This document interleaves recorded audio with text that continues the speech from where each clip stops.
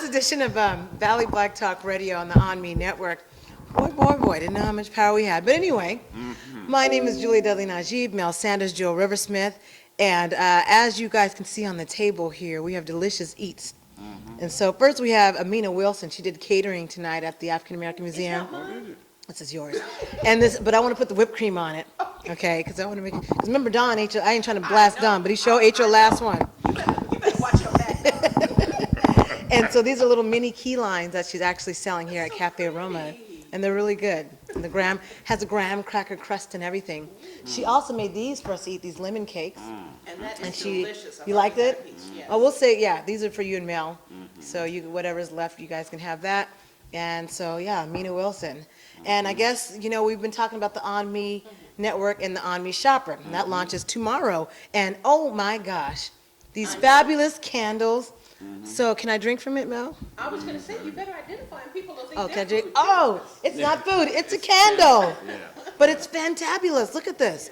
And so this is something on the OnMe network that Valley Black Talk Radio is promoting, just so you know, each purchase actually helps with Valley Black Talk Radio. Yeah. So we appreciate it, and the artist is exquisite. Warm and cozy holiday wishes, look at that.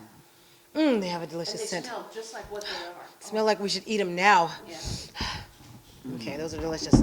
The candy cane, and so these are items that, Yeah, these are sample items. Sample. These will probably all be gone next weekend. I think there's a craft show up north, and this is just a sample of, and she does not just Christmas things, she also does other, or every, Yeah, so- every holiday, every special occasion, yeah, all of those kinds of things. So, just a sample of kind of what you whistle, and then, when you guys do the interview and you talk and you start talking about this, people can flash back and see some of the other things that they specialize in. So, Well, this is exciting. I mean, you gotta be able to really be intrinsic to the detail on this, you know?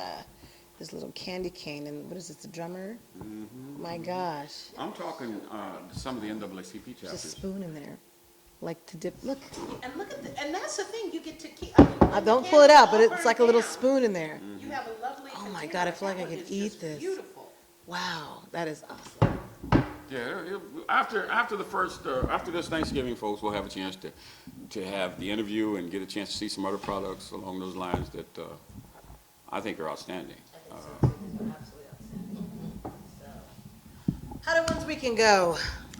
Well, it wasn't like yours. You work. I wasn't trying to work that hard, but beauty before beast. So I'll save mine for last. How about that? You lovely ladies, I know you guys had a great time, and so I will say Friday here at the Fultonia, we had a big party back there. at the who? Fultonia, the apartments back in the back. Oh, I thought it was a special room called the Patonia. I'm thinking, where'd she get this name? You guys will see the big glowing sign when you drive up here. You can't I miss just it. look at the one with the pictures Come on on the now. wall, the chicken and waffles and that kind of stuff. I don't look at no big That's sign. Cafe Aroma. We're part of the whole Fultonia complex, you see. Well, I don't know nothing about that. I just know Cafe Aroma. All right. Well, the aroma of 12 turkeys was in the back there. Terrence and Sue Frazier, the Frazier family, they cooked all these turkeys underground. I would have bought y'all some today, but I ain't gonna lie, I forgot because I left them at the church and people ate it up. See, you're going to make me start. It was really That good. pulled turkey was so good. Yes, you remember, huh? I've never had turkey that way. It was pulled Oh, my turkey. God. It was succulent. Wasn't it juicy? It was juicy. You would have loved I've it. never had You turkey would have like loved that. it, Mel. It was delicious. So- And I'm not big into white meat. I like the dark meat. That Oh, yeah. turkey 12 hours was under the so ground. It good. simmered for 12 hours at 150 degrees with banana leaves on top. That, Oh, yeah, that's when you, I low didn't know it temperature, was that's that how you get it like that, yeah. So when you I just barely thought it touch was it, Mel, delicious. everything just falls off the bone. Yeah. Isn't that what it was like? 12 hours, yeah, that'll do it. Yeah. I started doing turkeys a long time ago, listening to one of the talk shows, The Cooks, and he recommended that you use a baby diaper and soak it in butter, and you baste the turkey every 20 minutes at 225.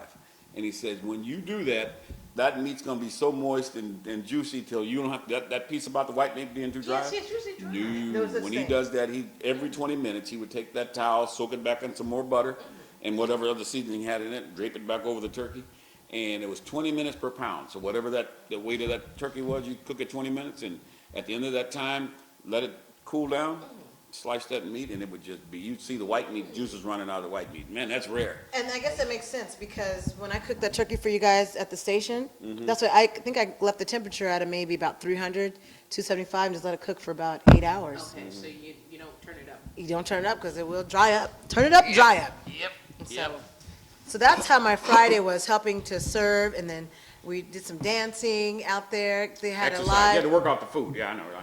well, I wasn't eating the turkey, I was just helping to serve it, but the people enjoyed it. Nothing like having Oh, community. time out. You didn't even eat none of the turkey. You tell me how No. good it was? But it was good, right, Jewel? It was screaming. I can't believe you didn't have any. Yeah, If I'd known that, I would have eaten yours too. It's vegetarian. Since Julie isn't eating any, I have some more.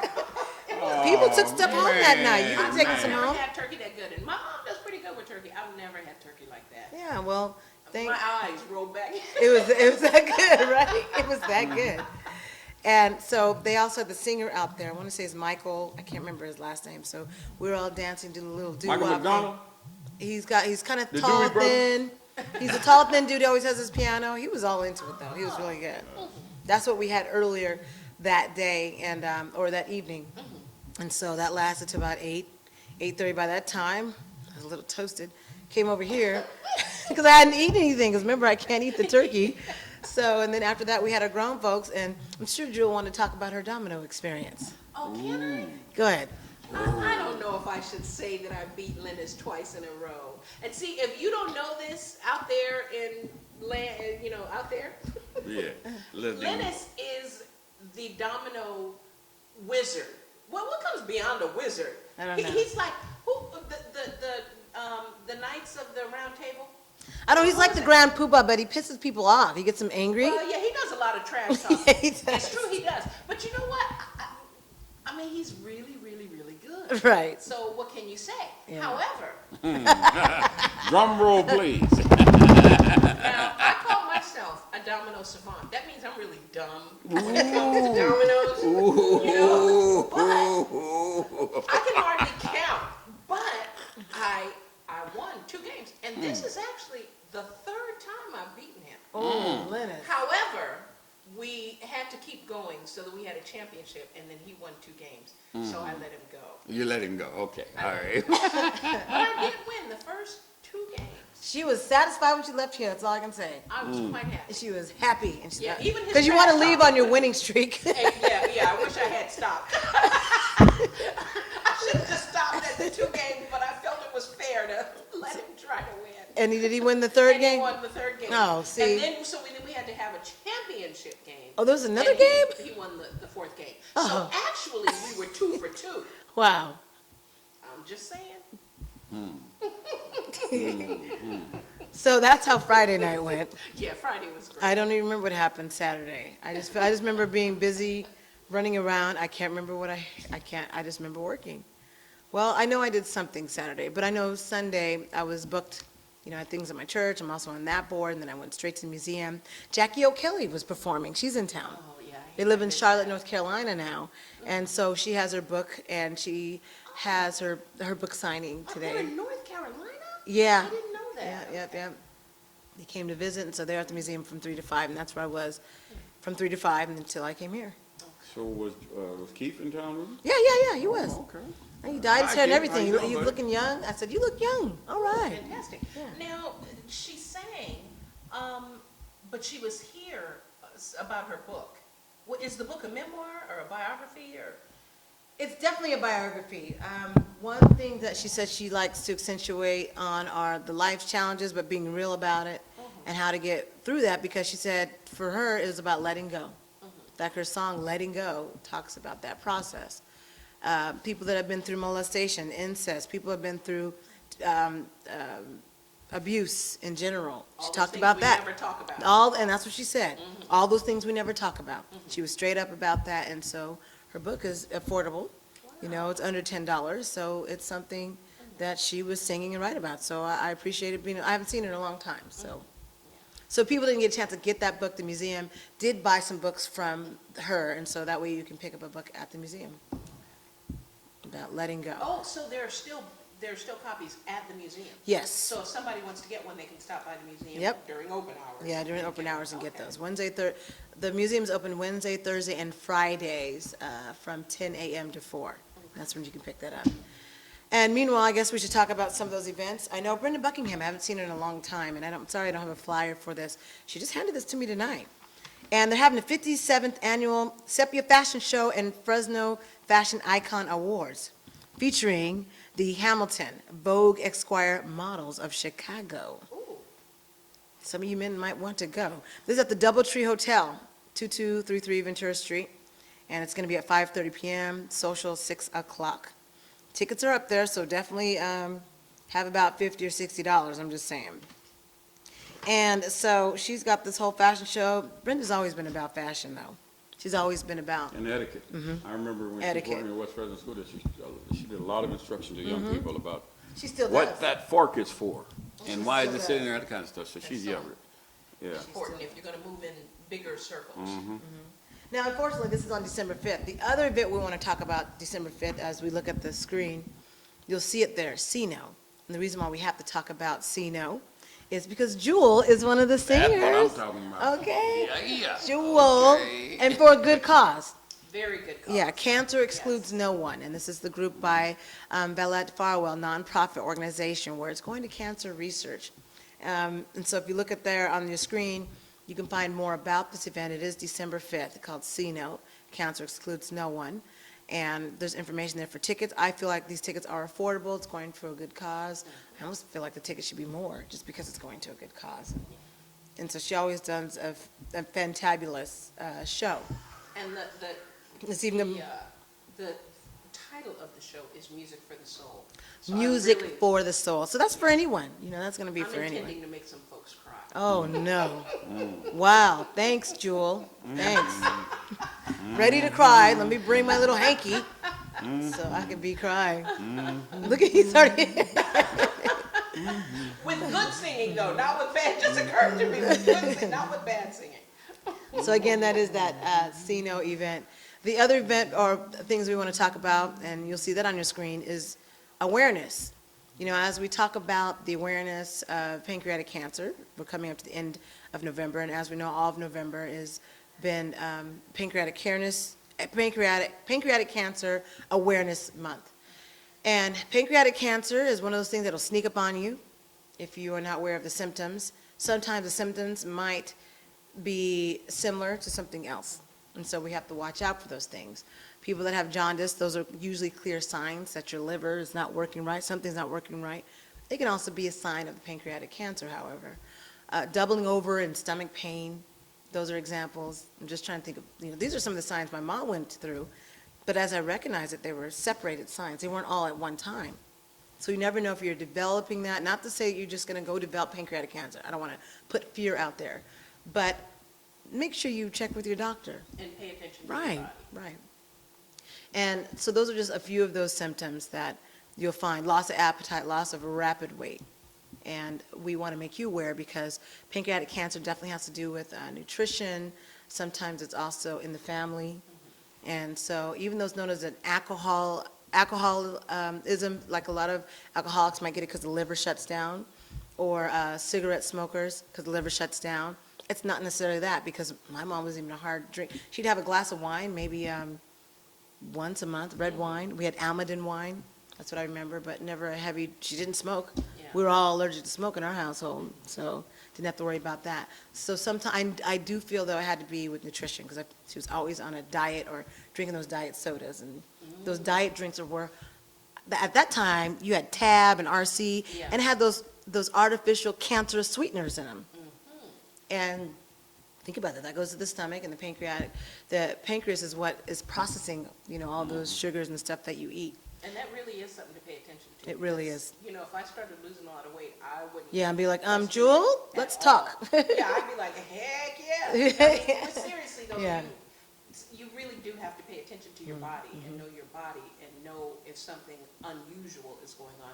And then not just write it off. Like a lot of times, we have aches and pains or some unusual thing. We do, I'll make a doctor appointment tomorrow.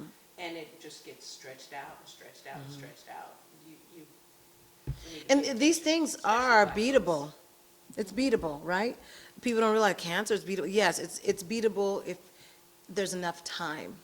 Or know, preventable. preventable. If you do what you should be doing. That's true.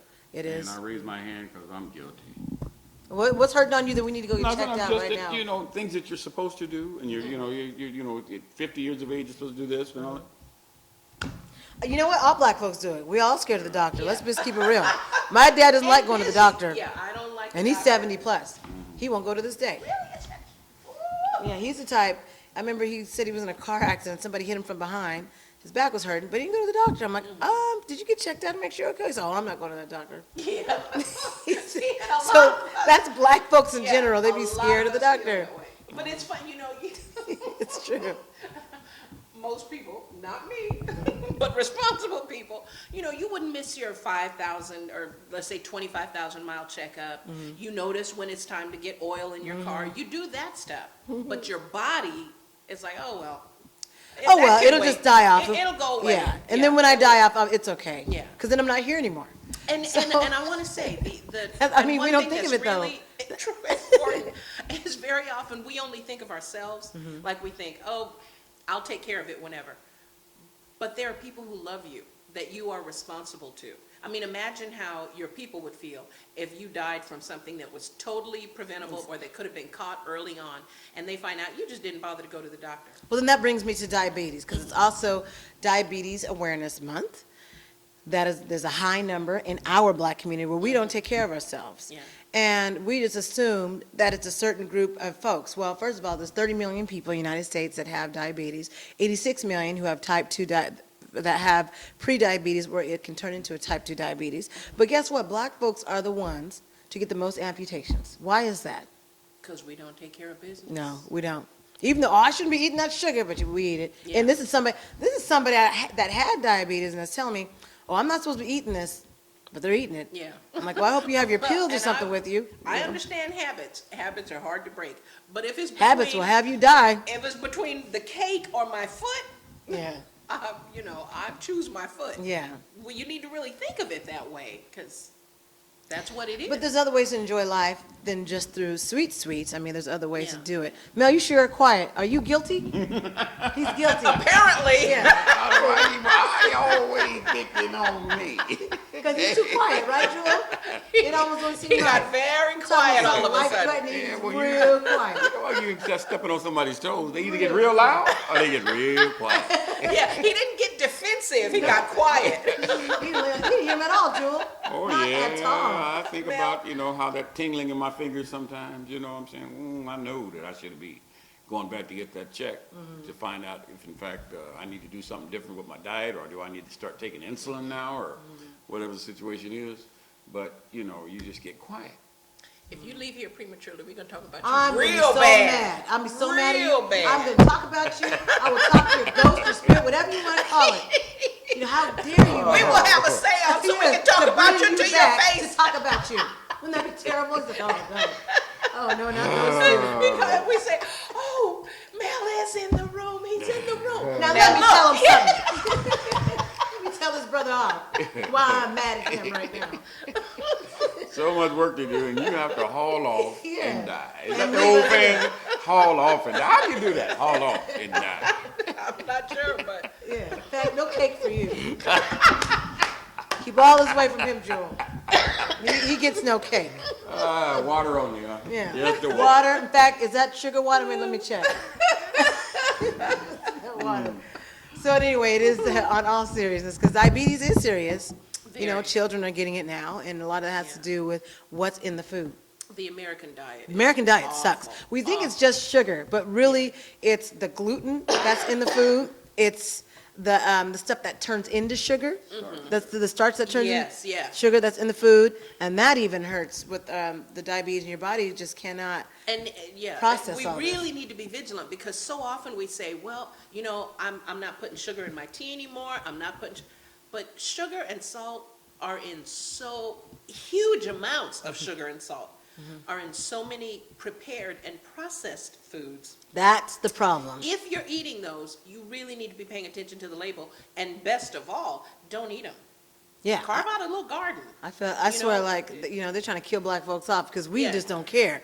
We'll go to Mickey D's and say, oh, that sure looks good. Remember we did that? We talked about fast foods and Yeah. it looks so good. We're like, well, Trying we're to going to do eat it more- anyway. We're going to eat it More anyway. natural food and less processed stuff. That's all. You can still have those sugars.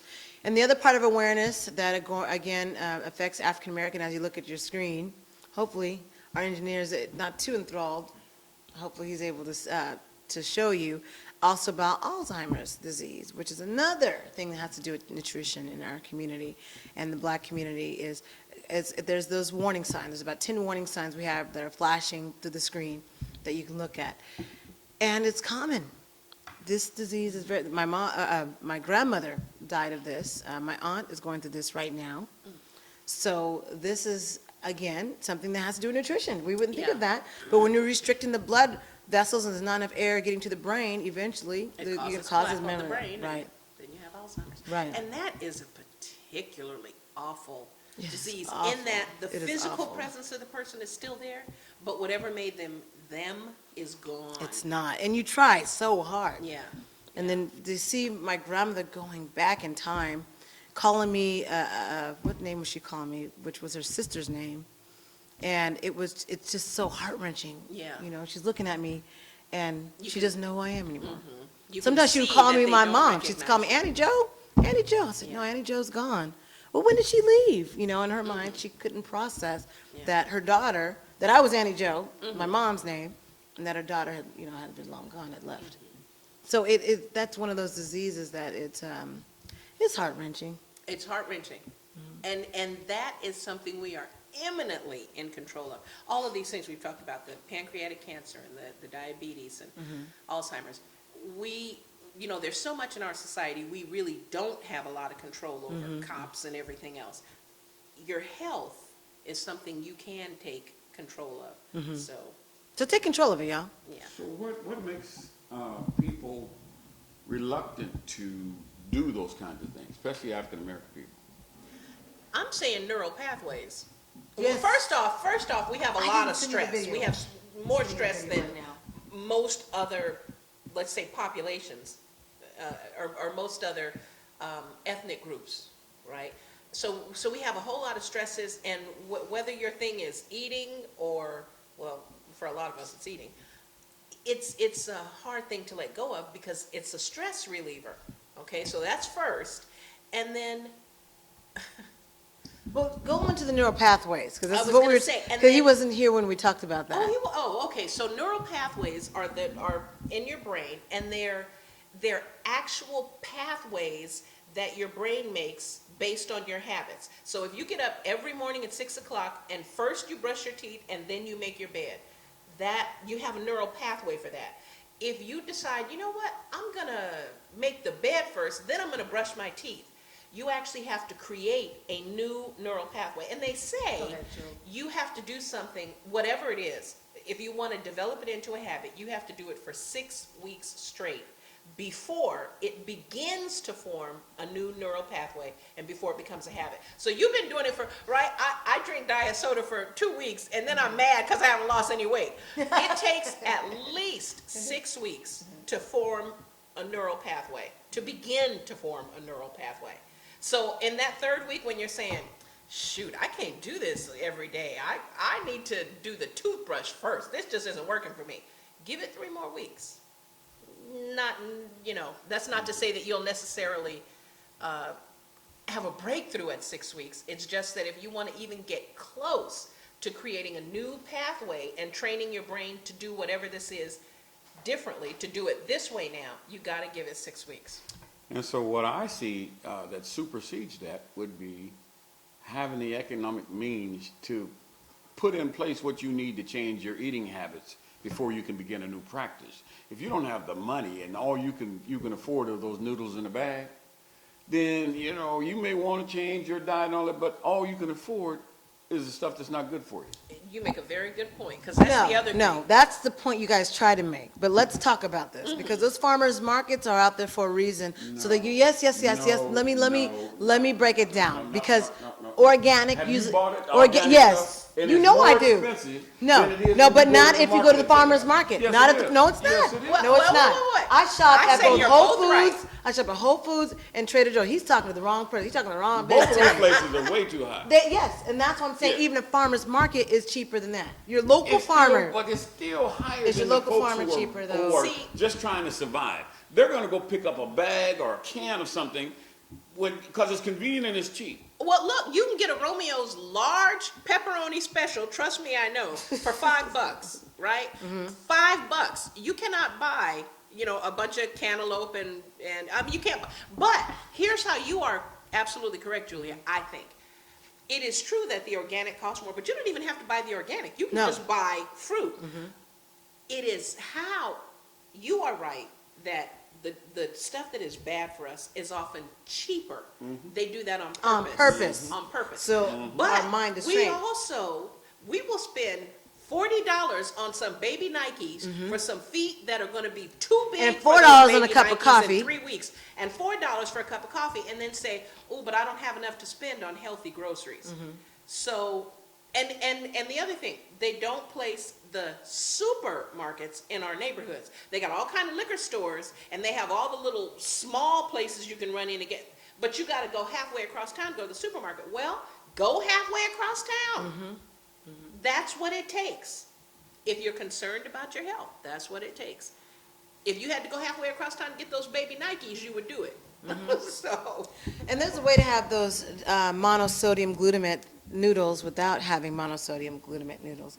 I'm talking about the cup of noodles, all the stuff that have the MSG in it that is killing us because it's making your liver swell, it's making every part of your and body it's swell full up. of sodium. Yeah, So full that's of all it is. sodium. MSG is just straight sodium. So think about it. People that are eating that soup, this is some good soup. You eating Yeah. straight sodium. You may as well just pour some salt Bam. out. Let's Put a just little- pour put a the little salt warm in your water it. vein. Yeah. Let's pour it in the blood, So, Jewel. that takes some ingenuity to get the flavor that you're looking for when you're eating food because you've been so conditioned That's right. for a taste that you're looking for when you're eating certain items. Yes. And then to get to the healthy part of that, man, you have to go through a real, kicker. a search to find out how do I compensate for the flavor that I've been used to and still eat healthy, or Nah, no, you don't. you know.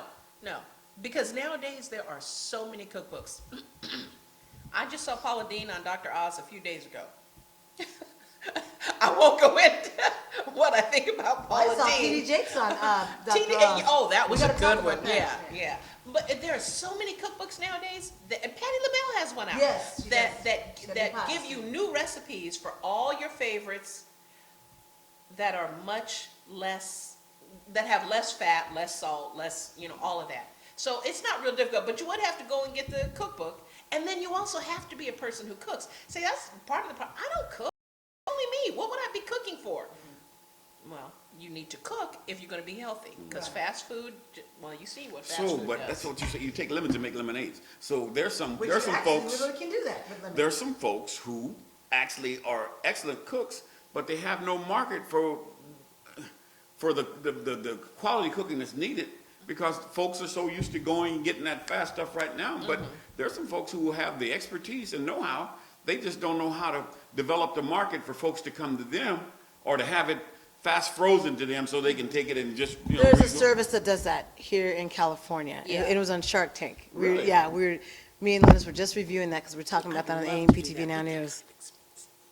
But I think it's a great They're idea, about and more people will get into it. Right. Hopefully, more businesses will get into Well, it. technically, even local people can get into that. If you think about it, because if they're doing it on a nationwide level thing, That's Yeah. what I'm talking about. it's not like you can put a copyright on food. So anyone can get into it. Yeah. But they're doing it. Well, and and the more they're people healthy that meals. start doing it, the less it will cost. Right. Yeah, I volume, yeah. can't spend $40 a day on food, but the more businesses that It's begin $11 per doing meal. that- So Yeah, this yeah. particular brand is $11 per meal. And then after the break, we're going to talk about some other events. We have another grown folks, at least on the 27th, and I'm going to talk about Kevin. I told you I was going to talk about you on the radio. This is what happens when you don't come through, brother. But anyways, when we come back from the break, we've got more for you. You are watching Valley Black Talk Radio on the ONME Network. We will be right back.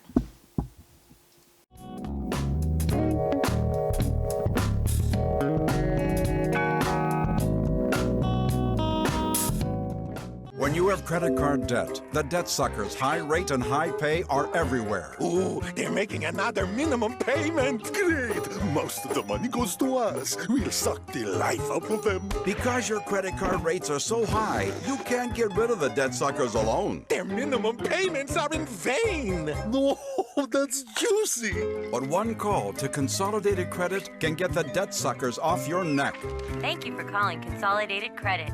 Oh no, they'll lower his rates. And consolidate his bills into one low payment. He'll pay off his debt in no time. Consolidated Credit drives us batty. Call Consolidated Credit now. Call now and get your life back. Oh, because debt sucks. Call now. Call Consolidated Credit at 1-800-810-0786. That's 1-800-810-0786. Call now. This is important news for women using birth control medications and devices. If you or a loved one have been diagnosed with a pseudotumor after using one of these birth control drugs or devices, you may be eligible for a cash award and medical expenses. Contact the law firm of Davis & Crump right now if you or a loved one have used one of these birth control medications or devices and were diagnosed with a pseudotumor to see if you are eligible for a cash award and medical expenses. Call now. Operators are standing by. The following is a paid presentation for Luminous Air. People have said to me, you look amazing. What have you done? People ask me if I've had a facelift. People asked if I got Botox. These women all switched to a new foundation. People come up to me and say, your skin is beautiful. It's not a skincare lotion or potion. It's not even plastic surgery. I will have people say, what are you doing? You look younger. It's a huge leap forward in makeup technology. This is what I used to look like 10 years ago. And it can help you look 10 years younger instantly. I've had 2 people actually tell me it looks like I have porcelain skin. It's the Airbrush Beauty Breakthrough, Luminous Air, the most exciting new beauty product in years. It's the revolutionary new way to apply makeup that gets results liquids and powders can't match. I love it. I love the way I look. I looked in the mirror and it was like, whoa. It's a miracle makeup. It's the only makeup I will use. Today, you'll see dozens of women who've modernized the way they do makeup and transformed their faces instantly. They are ecstatic about their results. Your skin almost glows. I have gotten my youth back. I look better than I've ever looked. Luminous is a magical result. The makeup you're using can look dry and cakey. It exaggerates your pores and wrinkles, and it can make your skin look rough.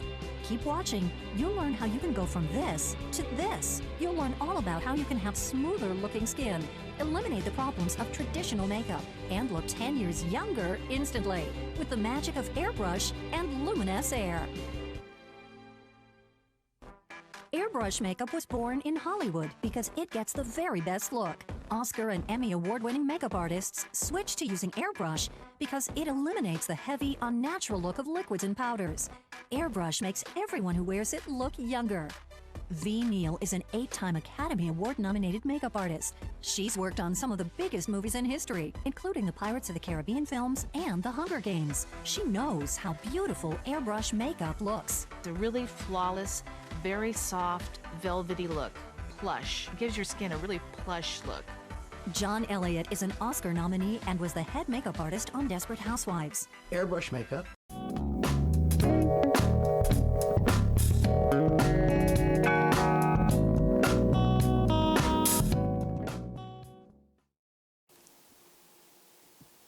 Welcome back to Valley Black Talk Radio on the ONME Network. My name is Julia Dudley Najib.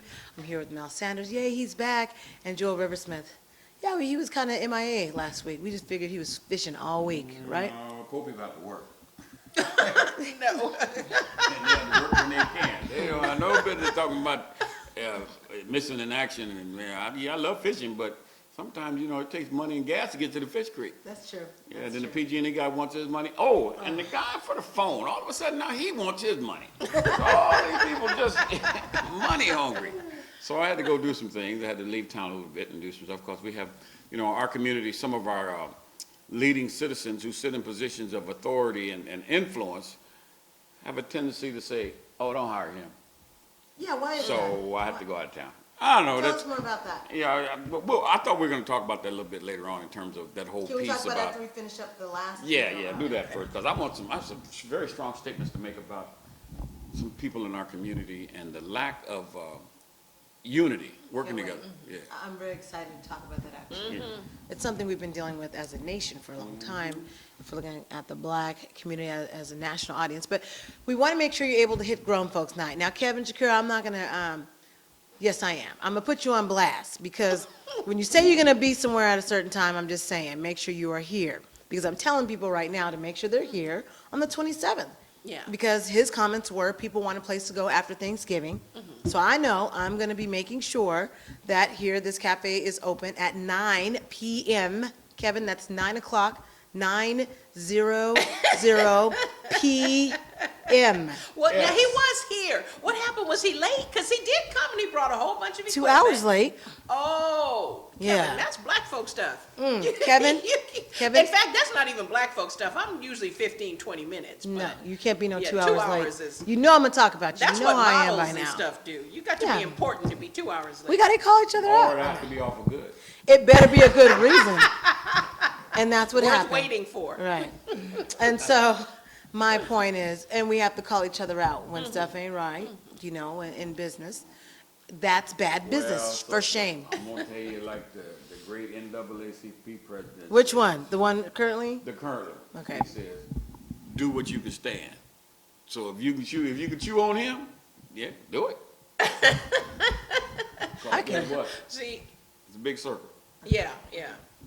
When it comes to on-timeness, I keep Well, my here's the mouth thing, closed, though. but 2 I hours want is to a be. lot. I want to be able to refer 2 hours is a lot. individuals to Yeah. other folks. I can't do that, you Yeah. know, folks. So I always give people a chance. Yeah. But I tell you, I'm gonna call you out on your stuff. Yeah. You Well, know? not only that, but you know, if you say we're going to have music and then people show up and there's no music. Especially when it wasn't my idea Yeah. to begin with. That's when I call you out. Yeah. Now, if something I came up with, and I always have a backup, but if you coming up with a plan, an idea, and you're not here, oh, you best believe I'm gonna But say he's a something. nice guy, so he gets a chance to redeem He's a himself. nice guy. He right? has a chance to redeem himself on this 27th. 27th. So if you look at that screen there, That's that. You guys, why you do stuff when I'm not here? you know what? You're not supposed That's to have Kevin. fun when You I'm talk not to here. Kevin. He's the one who made up these dates. So you Okay, can. well, Another thing. You're not supposed to have fun when I'm not here. Yeah, well, let him know. Kevin, she's letting you know you're having too much fun while she's not here, and that is not right. Okay, that is not right. So anyways, we're back here on the 27th, here at Cafe Roma Coffee House. People had a good time. People were playing dominoes. See how he, you see how he waits that the mic is not in front of him? I was talking to her while you were, doing what you do. So, no, go ahead. You were doing a good job. Say what you want. Anyways, if you look at the screen, you'll see there, even though it says November 20th, that date has passed, this past Friday. Everyone still had a good time that was here. was a So lot of we do appreciate the people that were here. On the 27th, we're back here, Cafe Roma Grown Folks Night Out. Place for you to chill, hang out. Some people want to do a little dancing or just want to listen to some music and just have a good time and have some drinks, and voila, that's I about want it. Linus the Menace to know I will be playing while I'm at home. I got cousins that are serious domino Oh, shoot. people, so I will be practicing. Did you hear that? I think he got you, Joe. I think he got you. So I guess. There's some other serious Oh. domino players around too. That You we know need them? to invite. Yeah, you know him too. You know I Mr. do? Ray Knight? Oh yeah. Yeah, he's a serious domino player. Him and the Wow. gang, they used to come down to the Hinton Center every weekend, and they would get there about 4:30, and they stay there at about 8:30. And if you want to hear some good lively conversation in the back room, Oh, there you oh, go. that's the place you want to be. Because these guys, man, I would just go for the entertainment. Because on my best day, I can match ends. On my best day, if something I can match on it. But in terms of strategizing and planning, oh no, I'm not the one. Yeah, So me I go neither. for the conversation. I go to listen to these guys talk about one another, and they play teams, and then they get to talking about the teammate. Well, stupid, didn't you see I played? Why you kill my? Oh yeah, so I'm just laughing. That's how it is. When all them play, oh, it's terrible. Oh yeah, Oh, but it's the place to be, though. oh, It that's is the fun. I place just to be. love to be around those guys when they're talking there, because they You just. just better make sure you have a wooden table. Yeah. Don't come with no glass table. Oh yeah, because When they start slapping. slamming, And all Oh, the yeah. dominoes fall. I never liked And then they talk about giving clues. They're having conversations with the team, and you tell them, they have all kinds of Boy, little that's tricks. slick. Oh That's yeah, slick. a lot of fun. Well, But we're going anyway, to get to the serious stuff. You were gonna let's they talk about serious. local issues. No, I know that's serious too. Domino's is serious business, y'all. We are very aware of that. But we want to talk about locally the issues we've been having as a black community, which it's funny, I could say, well, this is happening nationwide, but Jewel, I just talked with Brenda Buckingham tonight, and she says, she comes back here, and she says, what is going on with African-American businesses and people in this community? I don't understand. And then she talked about particularly the Black Chamber here. She said, I don't understand. They had a nice workshop, but there were no businesses there. You know, I gave her some information. She said in Atlanta, all the Black businesses are working with one another. Yeah, you might have your challenges, but most of them are working with one another. So that brings me to, again, I feel like this is a redundant topic, Black leadership.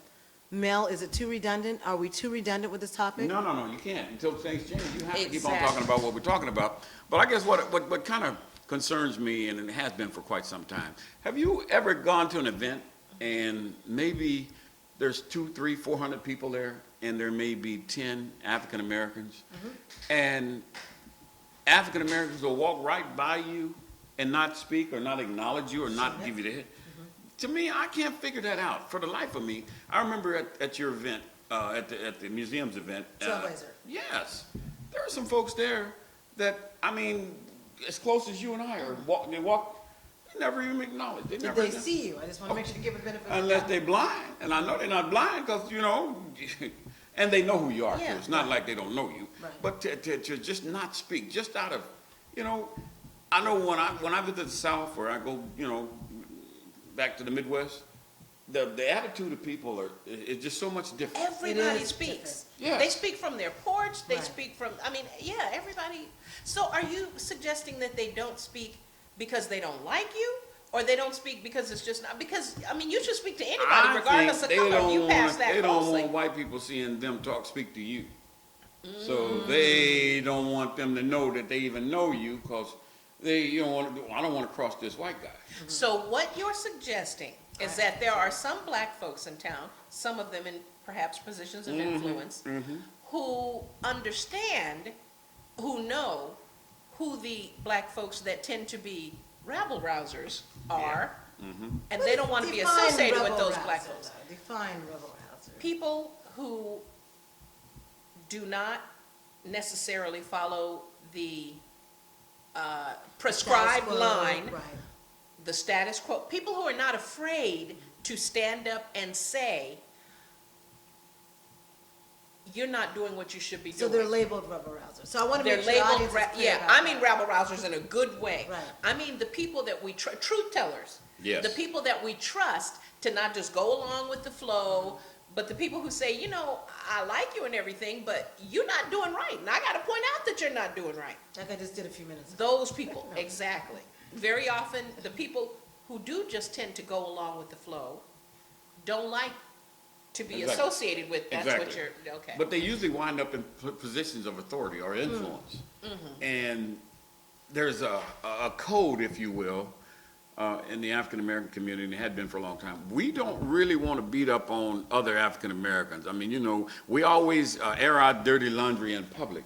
And the folks who have gained that status, who are in positions of influence, use that to maintain not doing anything. Because the first thing that, you know, they'll have somebody say, I remember when we were on the other station there, and there were some calls that came in about a local politician, and we were concerned about him, and asked them, well, why weren't they doing more in the community?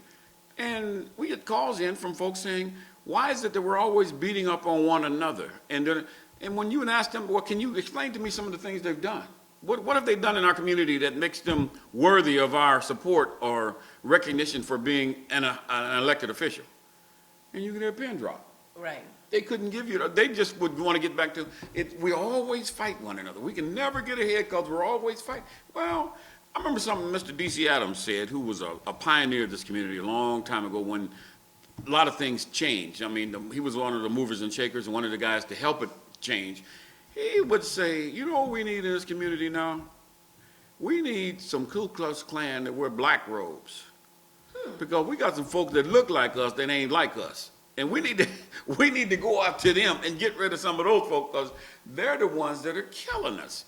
He said, no, you don't have to worry about the lady that's 70, 80 years of age who doesn't agree with your plan of how you're trying to move the community. She's not going to do anything to hurt you. The guy you got to watch, the people you got to watch, is that one making $70,000, $80,000 a year. they will cut your throat to maintain their only access to white folks. So, that's the one you need to watch. Not the old lady that doesn't understand what you're trying to do. You just bear with her. But you got to watch those over there. And we were at the donut shop, and he pointed to a couple of them, like them two sitting over there.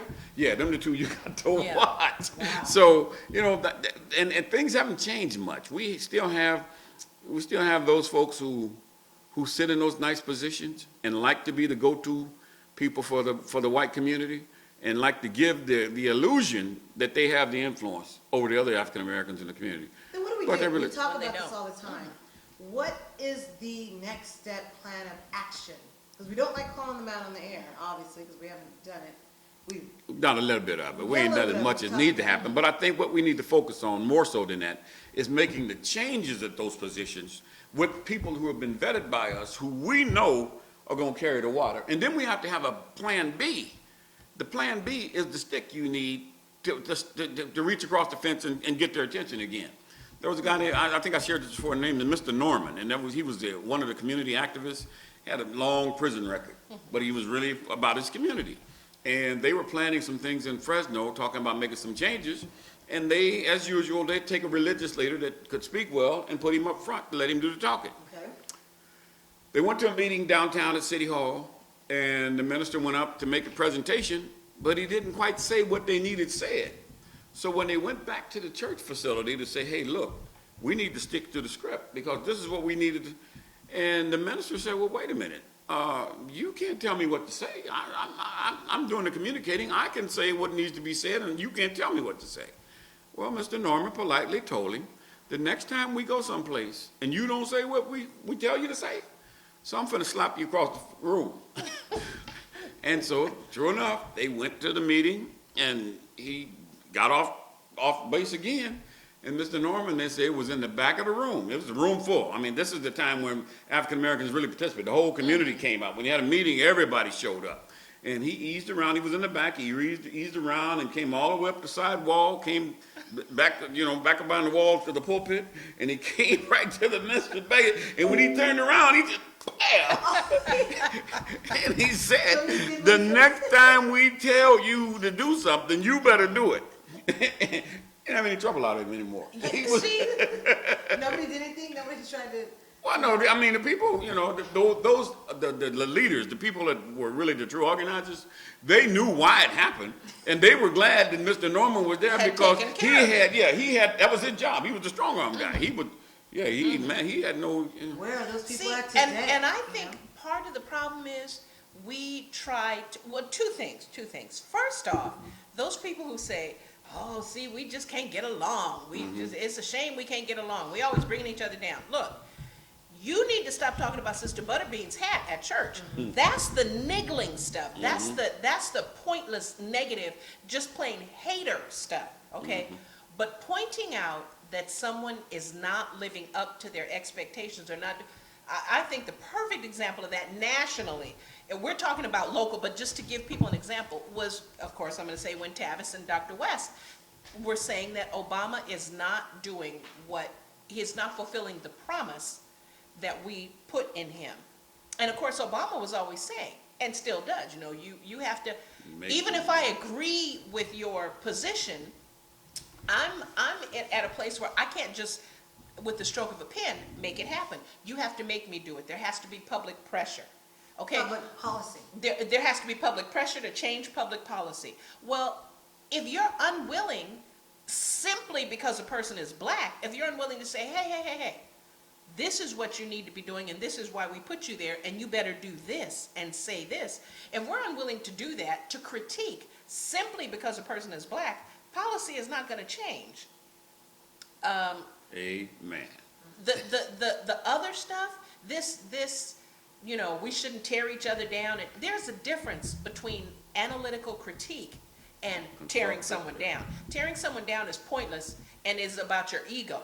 Analytical critique is about you're not doing what we expected you to do. Let's give an example to help audience members understand. I just love the way she breaks it down, and she uses all of those nice, pretty words for it. But she's saying, I like what she said. I'm gonna try to copy her. Where's my notebook?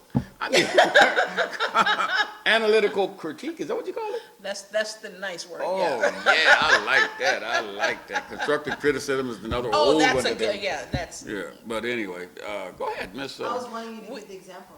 Of what? What she just said. Locally.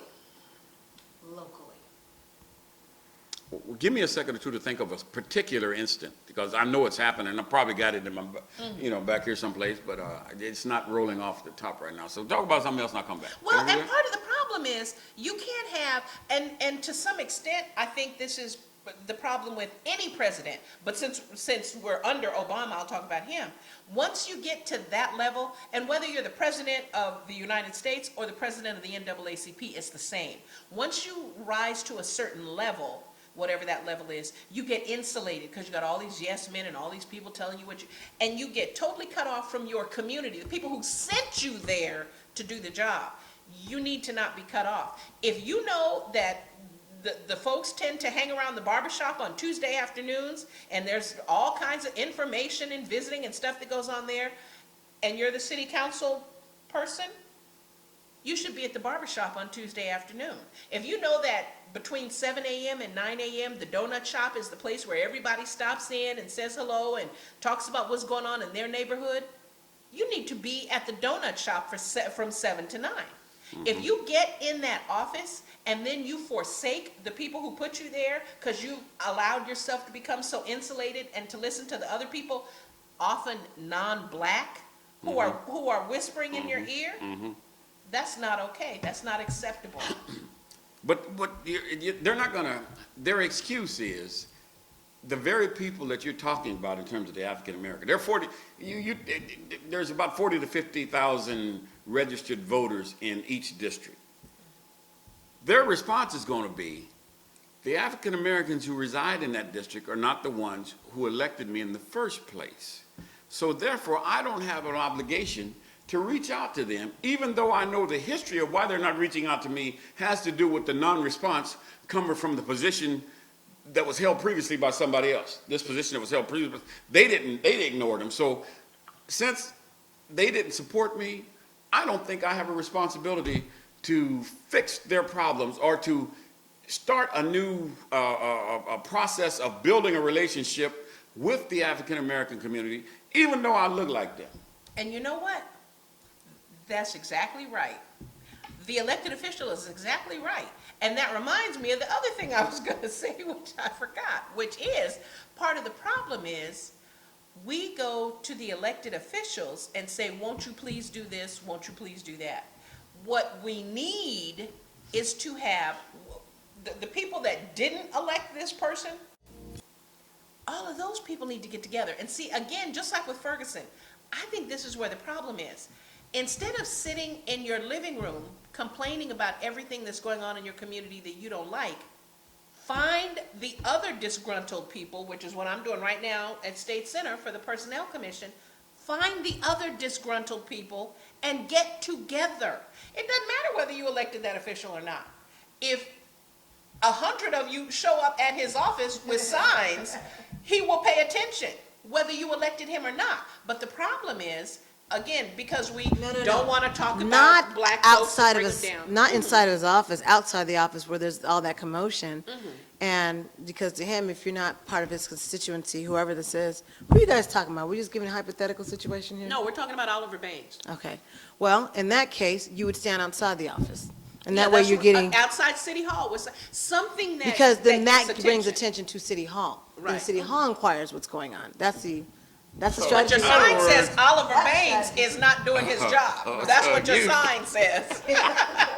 So we're not talking about, in the office though, you can have, it's gonna be more effective if you're outside the office. Yeah, no, I totally agree. But Yeah. I think, as a matter of fact, I know this. Are you tongue-tied? No, I just want to find, we got to take a break now? No, no. Oh, okay. I just think that we need to find people who have the character and the willingness to go over beyond and above what the job actually requires. I mean, there's a job description for whatever position you're talking about, i.e. city council or board of supervisors or mayor. But because you are a part of a community that has been neglected or has been ostracized or has been disenfranchised, you have a responsibility to go over and beyond and whatever the word I'm looking for there. You got to do a better job of making sure you reestablish something, even though it's going to cause you a whole lot of stress and a lot of time burning midnight oil and meeting with people you really don't like to try to get these folks to see things differently, because that's what's needed. The reason that we're not there to be there to support you when that ballot came by the first time is because we felt disenfranchised. The people who ran before you promised a whole lot of things and they did nothing. And now you're coming along and you're making some promises. We haven't seen anything, but you're asking us to trust you again. People lose faith. Exactly. They lose faith. That's and exactly they what check it out is. of the system. Yeah, and I think that's what we missed. We missed finding that kind of individual who has the ability to go above and beyond the call of their job to help heal a community that they know. They know the ills of it. They know it all. I mean, you sit down with a guy like Cal Johnson and talk to him about the black plight. He can give you scripture and verse of the history of the black man in this country. When you ask him about Fresno Unified. Yes, suddenly you guys don't know what you're talking about. You don't understand. And see, what I say is, instead of going directly to him and saying, there's one single black principal? Or No, there's a few, but no African American male principal. No African American male principal. So instead of going to him and saying, we want to see you do it, you get the disgruntled people together, you get the parents that care together, you get them up off their ass, off the couch, and say, if you come to City Hall or wherever it is, come to the next Fresno Unified meeting and carry this sign, you will be on the news and maybe we can get something done. Yeah, but to me, a better fight is, and it's an easier win, go get 4 more board members and meet with them in your own setting. I guarantee you they will respond to you quicker than the one that looks like you that's sitting there. And they will instantly say, we got this kind of problem? Hey, let's deal with it. Do you think so? I know it. I've talked to them. When they had previous members on it, a couple of members, when I was several years ago, when I was on the board, Mr. Johnson had been there for a couple of years. I asked a couple of board members, how come you guys are not doing more about hiring African-American males in your district? And the guy says, you see that man sitting right there? That's why we're not doing it. He hadn't brought it to us. We know. We see what's happening. Okay, but you see, you're contradicting yourself. Because they know the problem, they see what's happening, and just because he won't champion it, forget about him. You're a board member. What are you doing? That's what I'm saying. My point is, let's go to them. They'll do it. Okay. Well, they already recognize. Why do you have to go to them? They should do it because anyway. they're just the same thing that was told to me about the city council person that sat on the dais that we were trying to get elected instead of Oliver Baines a few years ago. He said, I sat there and saw a lot of things that should have gone to Southwest Fresno, dollars that came into the city, but your representative was sitting right there and never said a word. Okay, and actually, I do kind of see your point, because like Obama's saying, you have to make me do it. Yes. The person may know what the problems are, the representative may know what the problems are, but they can't take up that cross by themselves. Exactly. They expect for the lead to come from the people who are affected most by it. And if that person's not said anything, why should I get out there and stick my neck out? Excuse me, because we still do live in Mississippi South. Yeah. So, my constituents look like North. me. Well, West, I'm sorry. Mississippi West. Oh, Yeah, the West Coast. Yeah, We're yeah. in the West Coast. Yeah, Oh, okay, but I'm thinking we're in the North versus the South. Yeah, but I like Mississippi West, though, that works. Math and geography, not my strong suits. We're going to take a break now? Okay. Yeah, we'll take a break. I was posting, letting people know, in case you guys saw me with my head down, that's what I was doing, letting people know that we're on that last hour of Valley Black Talk Radio that you're watching on the ONME network. But we've got so much to talk about. We really need to delve into unity and the black leadership, what we're talking about. And maybe this is something that we are inviting those African-American leaders to the table to talk about it. I'm frankly tired of discussion. I'm just ready to call folks out. And you should be, because I put up with a lot of stuff in this community. Poor Mr. Najee. We've been up with a lot of stuff. All kinds of stuff, You say that for we another don't reason. even get into. But Yeah. And so enough is enough, and I'm glad that we're actually finally talking about it. But you're watching and listening to Valley Black Talk Radio. We're going to take a short break, and we'll be right back. Stay tuned for more.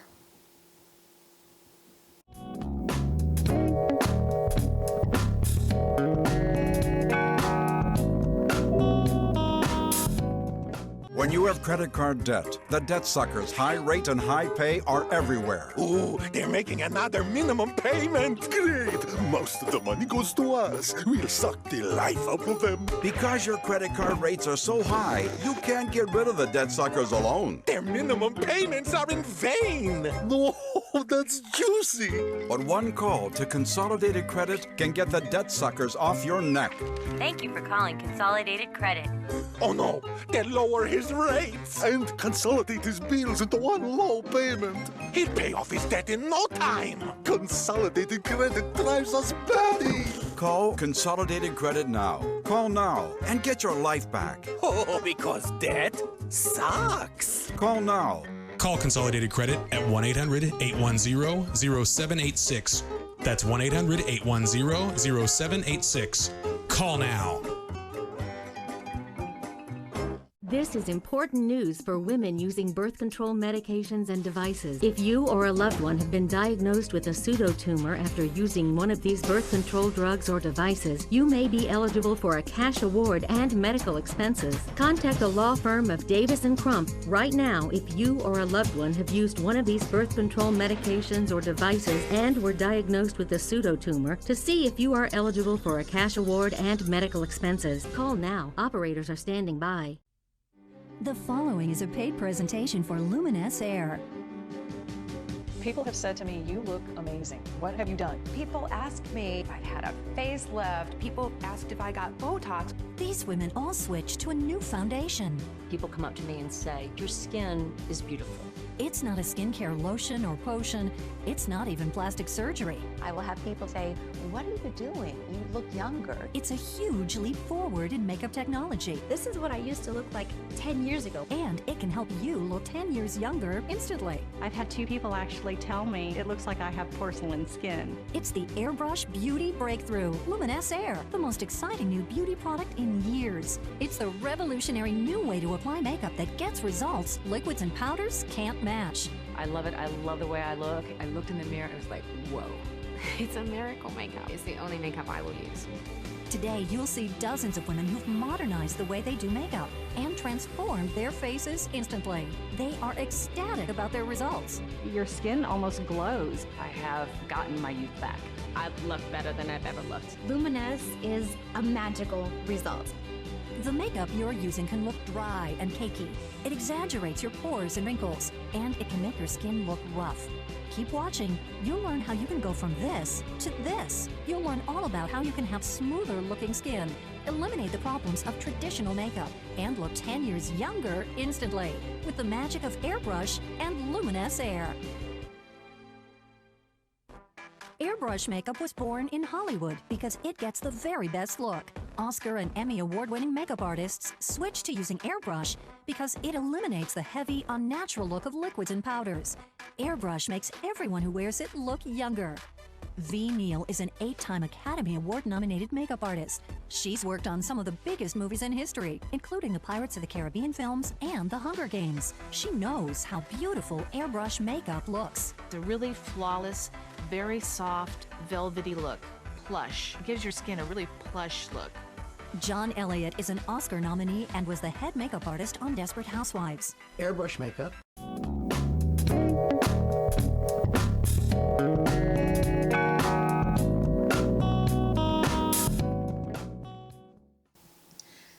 Welcome back to Valley Black Talk Radio on the ONME Network. My name is Julie Dudley Najib, Mel Sanders, Joe Riversmith. Today is Sunday, November 22nd, 2015. Jill, you helped me to realize we never set a date. Yeah, they know what day it is. It's Sunday, we can tell you that. Meanwhile, we've been flashing off these delicious treats by Amina Wilson, a caterer who now lives here in Fresno, originally from San Jose. And now that I've eaten half of the pie, The key lime pie is delicious, delicious. And so people can order pies here at Cafe Aroma Coffee House. She's got a cream cheese pecan. She's got a strawberry, grandma's buttermilk, There's a couple of pies on there. In fact, the ONME shopper comes out tomorrow, and if you take a look at the screen there, you'll see what the ONME shopper looks like.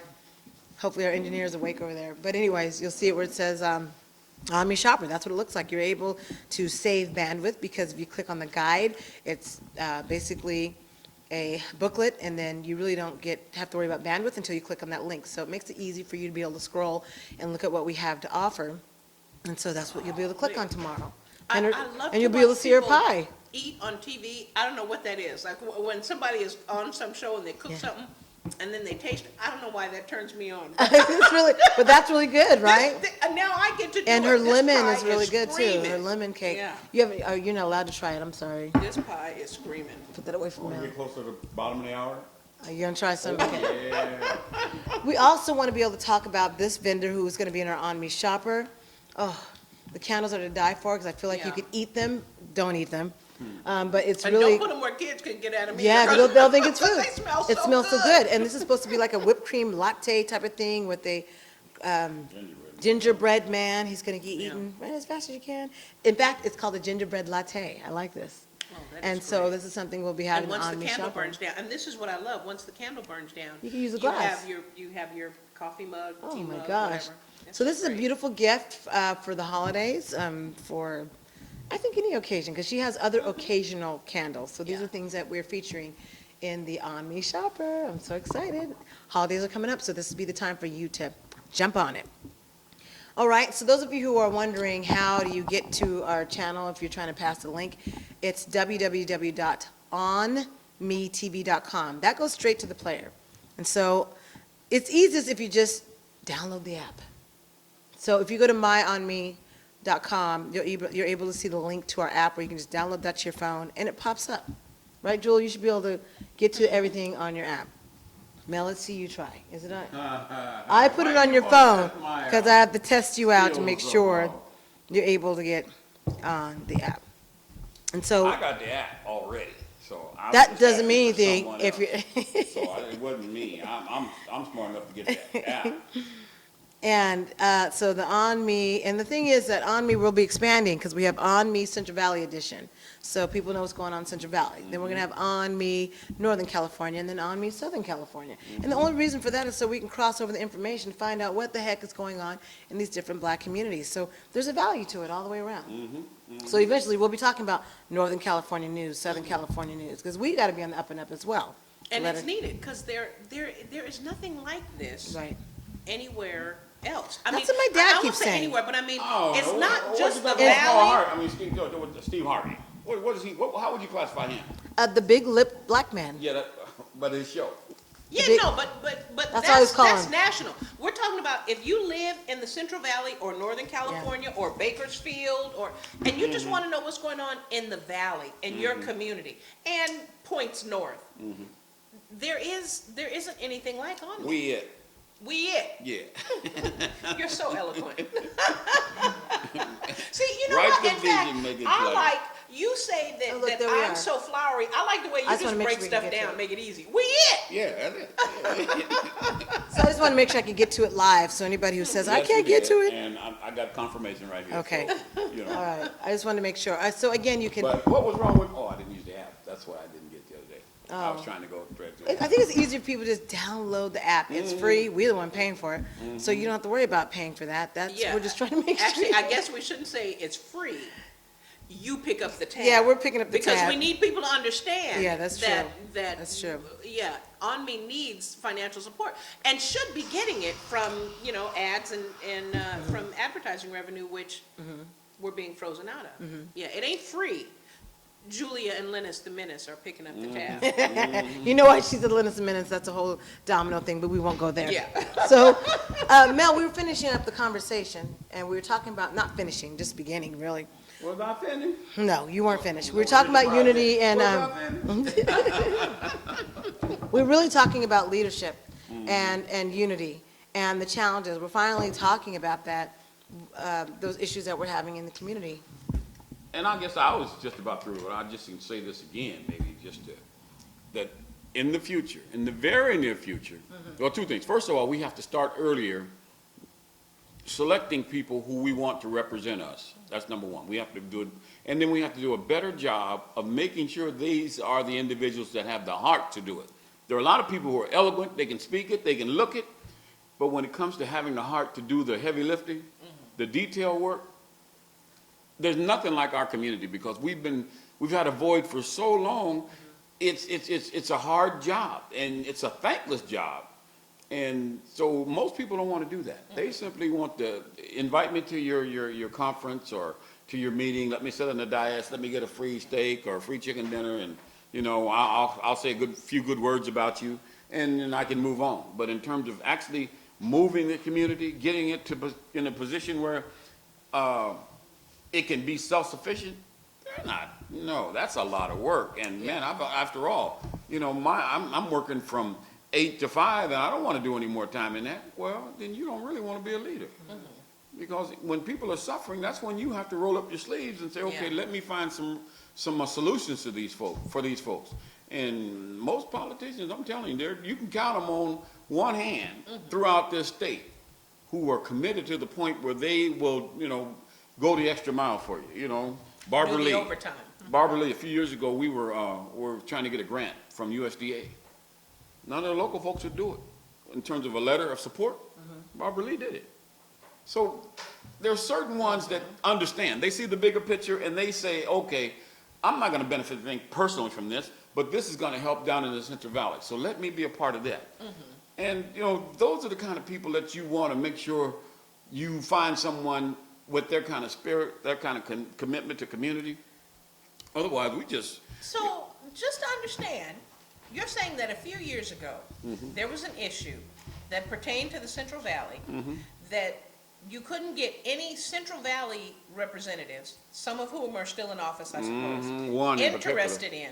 One in particular. So you actually had to go north to get someone who cared enough to say, I'll put my signature on that. Why are we talking See, that's a shame. blindly, though, without names? Yeah, We did. We talked about Barbara Lee. Oh, you want to talk about Jim Costa. That's what you're looking for. I know that's what you're talking about. Yeah, you didn't know? No, I didn't realize it. He's been the representative of this area for years. I mean, I know he's a representative, but it was... and wasn't interested enough to take up the call for this. Not interested enough to even hire in our people in his office when he needed folks. We went to his office. He came to the Ministerial Alliance a few years ago, and we asked him specifically, can we do anything to help you find some folks from our community that can work in your office? And he gave us this big, long speech about, yes, that would be great, but we're looking for people that have some background or at least have the ability to talk about farm issues, because a lot of my issues have to do with farms. As if our people are stupid, we can't read a book like the person you're getting ready to hire. And so a few days later, we went into his office to have a conversation with his assistant, and the assistants had us waiting for about 10 minutes. Even though our appointment was at 10, we didn't see her at 10:10 or so. And she came out and apologized and said, listen, we just, we were trying to find somebody to replace somebody we just hired. It didn't work out. And I'm saying to myself, all he had to do was pick the phone up and say, hey, ministers, remember that conversation we had the other day? Can you guys help me find someone that might be suitable to work in my office? Never made the call. They don't care. But he'll go get John Lewis and bring him to Fresno and say... I was about to bring that up. What about John Lewis? And make it look like, I'm supportive of the civil rights era and the movement and all of that. So I'm going to be, I want to make sure everybody recognizes that I get to take a picture with John Lewis. Now see, yeah. Well, we have to break that down for our community. You know why? Because a lot of times, us black folks, we don't either like to read or we look at the sound bites that are on TV. Or we just don't get it. Or we just don't get it. And so we say, oh, well, it looks like he, cares about all people. Especially, look, he's at the John Lewis event. I'm just saying, that's what you do. No, totally. And we have to know these things, though, because when you don't know, you just, seriously, when you start going around town, I've always been a fan of the Scarlet Letter. Maybe we're not going to put a big A on anybody, but I totally believe in shunning. And when somebody hasn't done what I think they should do, I'm just talking about me, but I like to convey that. Had I known that, I would not have shaken his hand a couple of weeks ago when I saw him and he came reaching for me. I would have said, and kept on going. Yeah. We need to know these things. Well, I appreciate people like Mrs. Curry who recognize those kinds of things, and she is not silent about hers. She's not going to be embarrassing you, but when the opportunity comes for her to say what needs to be said, she'll raise those questions. See, I wish I would have said, before you shake my hand, is there any black folks working in your office? And he would have thrown it back, laughed, and he would have had a real political, diplomatic response for you. Because when I did him like that in front of the preachers, man, everybody, you could hear a pin drop, and everybody's going, you could tell they were cringing. Now, why would you ask them a question like that? Because I want to know. You always come in here talking about you want our support. But when you have a chance to hire somebody from our community, which makes it even worse, 2 years prior to that, he shows up at the meeting, and when we press him about it, Woody Miller in particular, he says, I'm going to hire Pete Wilson. Pete Wilson and I, most of you know him, we went to San Joaquin Memorial together, and if I'm successful, I'm going to hire him to be my liaison from your community to my office. I see Pete Wilson 2 months later. Say, Pete, did he ever call you? Jim Costa ever call you? He said, call me for what? Is Pete African American? Yes. Okay. I was going to say, because I'm thinking governor. Yeah, and I'm yeah, thinking, yeah, that would be kind of a So here's what a complaint could be. Well, you know, sometimes you folks refer individuals that are not qualified. We hear that often, okay? But in other cases, we know that that's just not the case, you know, the underqualifications. So what are we going to do about that? You know, I don't think it's ever for anyone's intention to send anyone that's underqualified. That's for one. So a lot of that, I feel, is stereotype and our excuses. Well, I think there's some stereotyping that goes on, but working on this college campus, I also think Some validity to that. I think there's some validity. I think this program, and I have not had a chance to talk with her, but I've just been wondering how it went. I have nothing to do with academia. I'm not in that side of it, but I understand that over the summer, Dr. Crozier from Fresno Pacific ran a class at Fresno City College that was language patterns and effective language communication for African American students. Okay. Which is so important, because with many African American students, our home environment and our communities are very different from what we face in the wider world, let's say. Wider and whiter. So when I heard she was doing this class, I thought, oh, this is fantastic. What a great idea. And I think we need to do more of that. And not just with language. But, you know, it's funny. I'm always saying there's at least 2 Americas. And even the black folks that I know that are in the wider/whiter world aren't necessarily comfortable there. Now, many I know are, but I think we have to get to the point where we can move about comfortably in both worlds. And I don't think that's very necessarily difficult. the case. That's right, very difficult. As it is. And I think sometimes the person can be qualified for the position, but Okay, there's a way to do it, and I say that because I had both parents who were high up in the corporate world, and I saw what both of them went through on different sides. I saw what my mother went through, and I saw what my dad went through. And one thing that my mom was able to do was hire more diversity. But guess what she would do? She would take the African Americans that she was going to hire off to the side and train them extra so that they would be 110% ready for the interviews, so that there were no excuses. yeah. Because you got to remember, in the 80s, at least back then, I mean, I remember them telling her she couldn't wear braids to work, you can't look ethnic, you can't look that, da-da-da.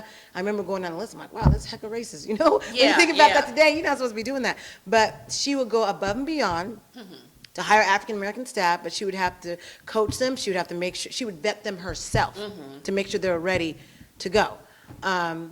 That's that environment. That's in a banking environment, though. Yeah, but I see, that's what I'm saying, and I think that's so important, because again, you can even have the language skills, but there's also that whole social factor. When you think about, you spend a third of your life at work, right? Because you spend 8 hours every day, 9 hours, really. She would spend about 12 hours or more. Yeah, in this majority culture environment, right? When you and I sit down and we talk, we laugh about Seinfeld episodes, and look, I just want to tell y'all, Julie and I, we do Rush better than Rush, okay?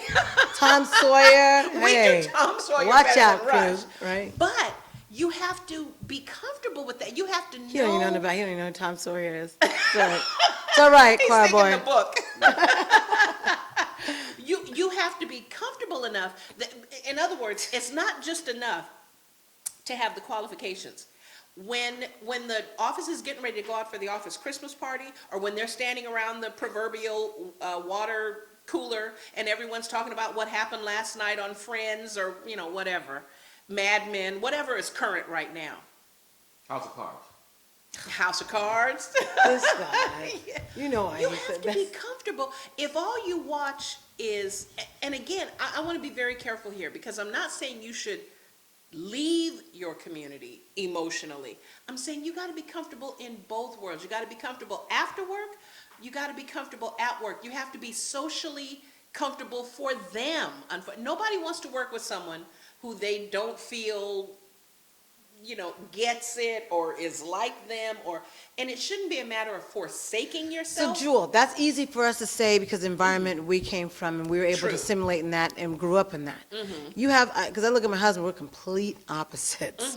So imagine him trying to fit into that society when he was not raised with that. So if you do not have that experience, if you weren't raised in that experience, or you don't have that anywhere in your background, that way. That's yes, why I'm saying it's that so makes important. it different. And in addition to, for example, Dr. Crozier's class with language and communication, in addition to that, we need some. I think we need some socialization classes. People take. We were talking earlier about the fashion. The Good. fashionista, Oh the yeah, fashion lady, Brenda Buckingham. about Brenda Yes. Buckingham, and you need. She gave classes in etiquette. Very well, yeah. We need socialization classes so that you're comfortable in the hood and you're comfortable in the office. You can talk about the latest Tyler Perry movie, for lack of a better example, and you can also talk about. Eyes wide shut. No, I'm just kidding. Exactly. Or you can also talk about Stanley Kubrick, right? Right. You From need the to know outhouse these to the White things. House. That's the rate. Right. From the outhouse to the White House. Yeah. Yeah. I like country to city better, but okay. So my point is, I still have to look at black leadership as far as not following up on that. I agree. I have to, because when I look at, again, I have to look at my family, what my parents did in black leadership in their communities and how they would coach individuals. This is how you have to behave. Don't be acting, because you're going to be embarrassing me. So let me tell you how this goes. Especially you only one or two of black folks think about my dad, you're talking about Silicon Valley. Yeah. One or two black engineers coming out of that valley. So People are going to form their opinion of Okay. black folks across Overall. internationally, not just in the United States. These white folks, they meet one black person who works in the office, Right. and they will use you, the one black person, to form their opinion of black people All of them. internationally. Right. So my dad would give people fair warning. This is what's going to happen. Carson. Oh, God. Did you hear him this morning? Oh, This week, yeah. I don't even want to talk about him. I'll let you- I'm sorry. Don't we have a break coming up or something? So we want to take a breather before we get to that idiot. No, it's not yet. We're trying to finish it. Yeah, we have it in about 5 minutes. Okay. Well, man, this guy. But anyway, getting back to what you're talking about in terms of what your parents stressed, your mom did when she interviewed folks, or when she was ready to hire, she pulled them aside. That was the rule of thumb for African Americans from, I'd say, the 50s till maybe the middle 80s. Maybe that's maybe the late 70s. You're right. About the mid-'80s, that's when my mom was the banker. That's what we did, because the word was, you got to be twice as good, because they're always going to push you one back. I mean, that was a statement that I heard as a kid coming up about, you got to excel, you got to do better, because you're always going to get pushed back. Well, there were a group of folks who made it their effort to do that. And then, after the struggle, there are a lot of people that got access or got entrance to the areas where the good jobs and the ability to be in a position of influence, and then forgot, you just totally forgot about that. I know one in particular that was the head of an agency here, her good friend, who turned away $4 million back to the feds because they couldn't decide, or they couldn't determine what they were going to do to create enough interest in something to utilize the $4 million. One of several agencies throughout the country, but I'll bet you this Fresno agency was about the only one that turned back $4 million. Yeah, that's crazy. She needs to be taken out to the woodshed. My good friend? Yeah, I'll tell you after the break. Okay. during the break, right? I have a feeling that's sarcasm. Yeah, I don't know any friends that would do that. My friends. I'll remind you when you're in here. Yeah, they're your friends. See, that's the downside of living in the community for so many years, because you know all kind of stuff about people who will never give you that impression if you just meet them. You would think, oh man, that's a great person, but when you know the history, Jesus Christ, you did what? You want to go? You want to come from the back of the room? You want to come from the back of the room and slap them? Yeah, he's around the wall and just come up. But again, and I want to stress, it's not. We do have to be twice as good, if not more than twice as good. But what I'm talking about is not just the skill, because again, you can be twice as good. No, the whole thing. You gotta have the whole have to be familiar to them. Yes. And again, I'm not. And I think part of the problem we have with that is we feel like if I move comfortably in both worlds, I've assimilated too much. If I know their TV shows, their music, here's my thing. But this is America. Let's cut to the chase. You have a choice. You can be in corporate world and learn the language, and that's where you want to be. Right. Or black businesses, you can work for an African American company, and if you feel more comfortable with that, then do so. But you have a choice. Either be your own person, have your own black business. So that's 3 choices. Oh yeah, that is 3. I'm sorry. So your own black business owner, and you just want to, service your own company. About that and feel comfortable. And nothing wrong with that. Or you can assimilate and do their thing, or you can assimilate and make sure that you're connected back to your community. You planting your people all over their world, because you have a network of your own that you're saying, okay, I see. Oh, his son's just graduating. I think he make good. Let me see if I can hook him up over here. Exactly. And so but you better represent. That's all I got to say. You better represent. Before you send them, that's a part of the quality of that individual that has infiltrated the system. They have the gift or the ability to recognize who they can get that will not set us back, because they were the ones. And you're not going to bat 100%, but 98.5 is pretty good. Yeah, really. Yeah. Are we out of time? Oh yeah. Take us to a break, man. Folks, you're watching and listening to Valley Black Talk here on the ONME Network. I'm Mel Sanders, along with Julie Dudley Najib and Jewel River Smith. We're going to take a brief break, and we're going to be right back.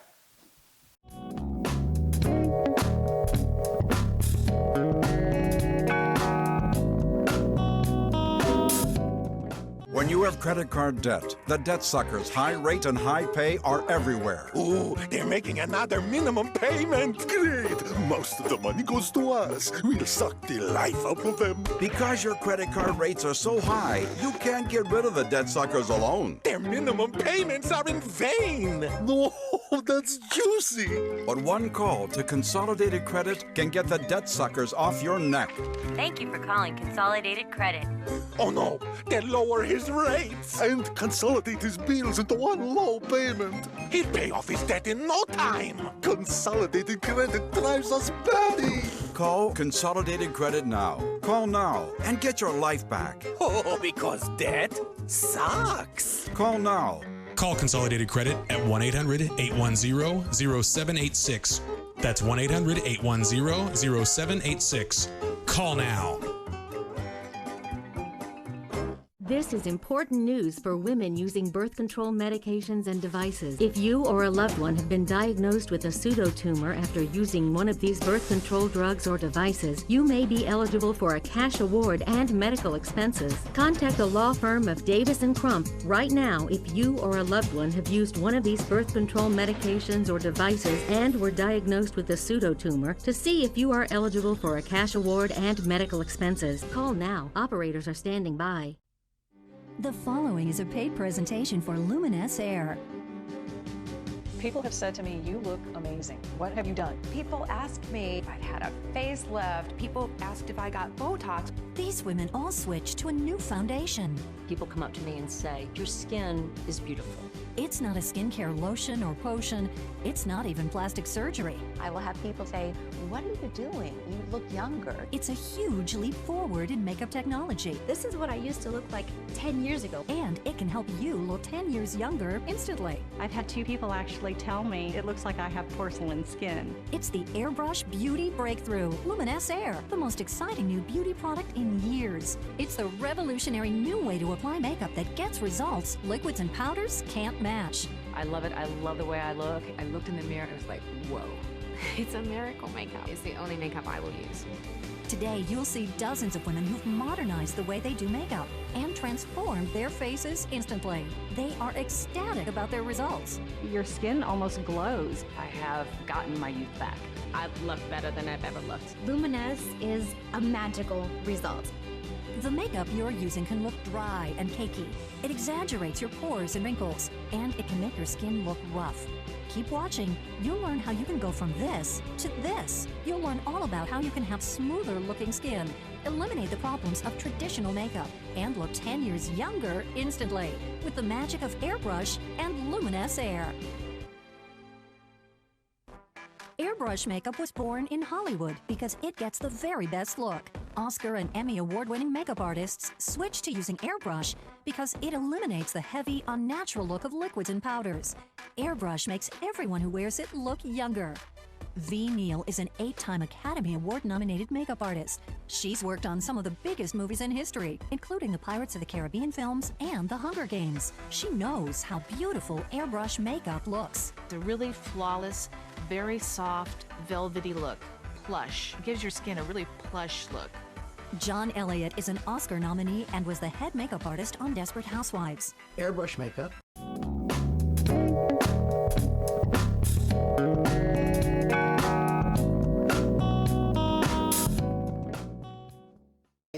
Well, you are watching Valley Black Talk Radio on the ONME Network. My name is Julia Dudley Najib, Mel Sanders, Joel Riversmith. Today is Sunday, November 22nd, 2015.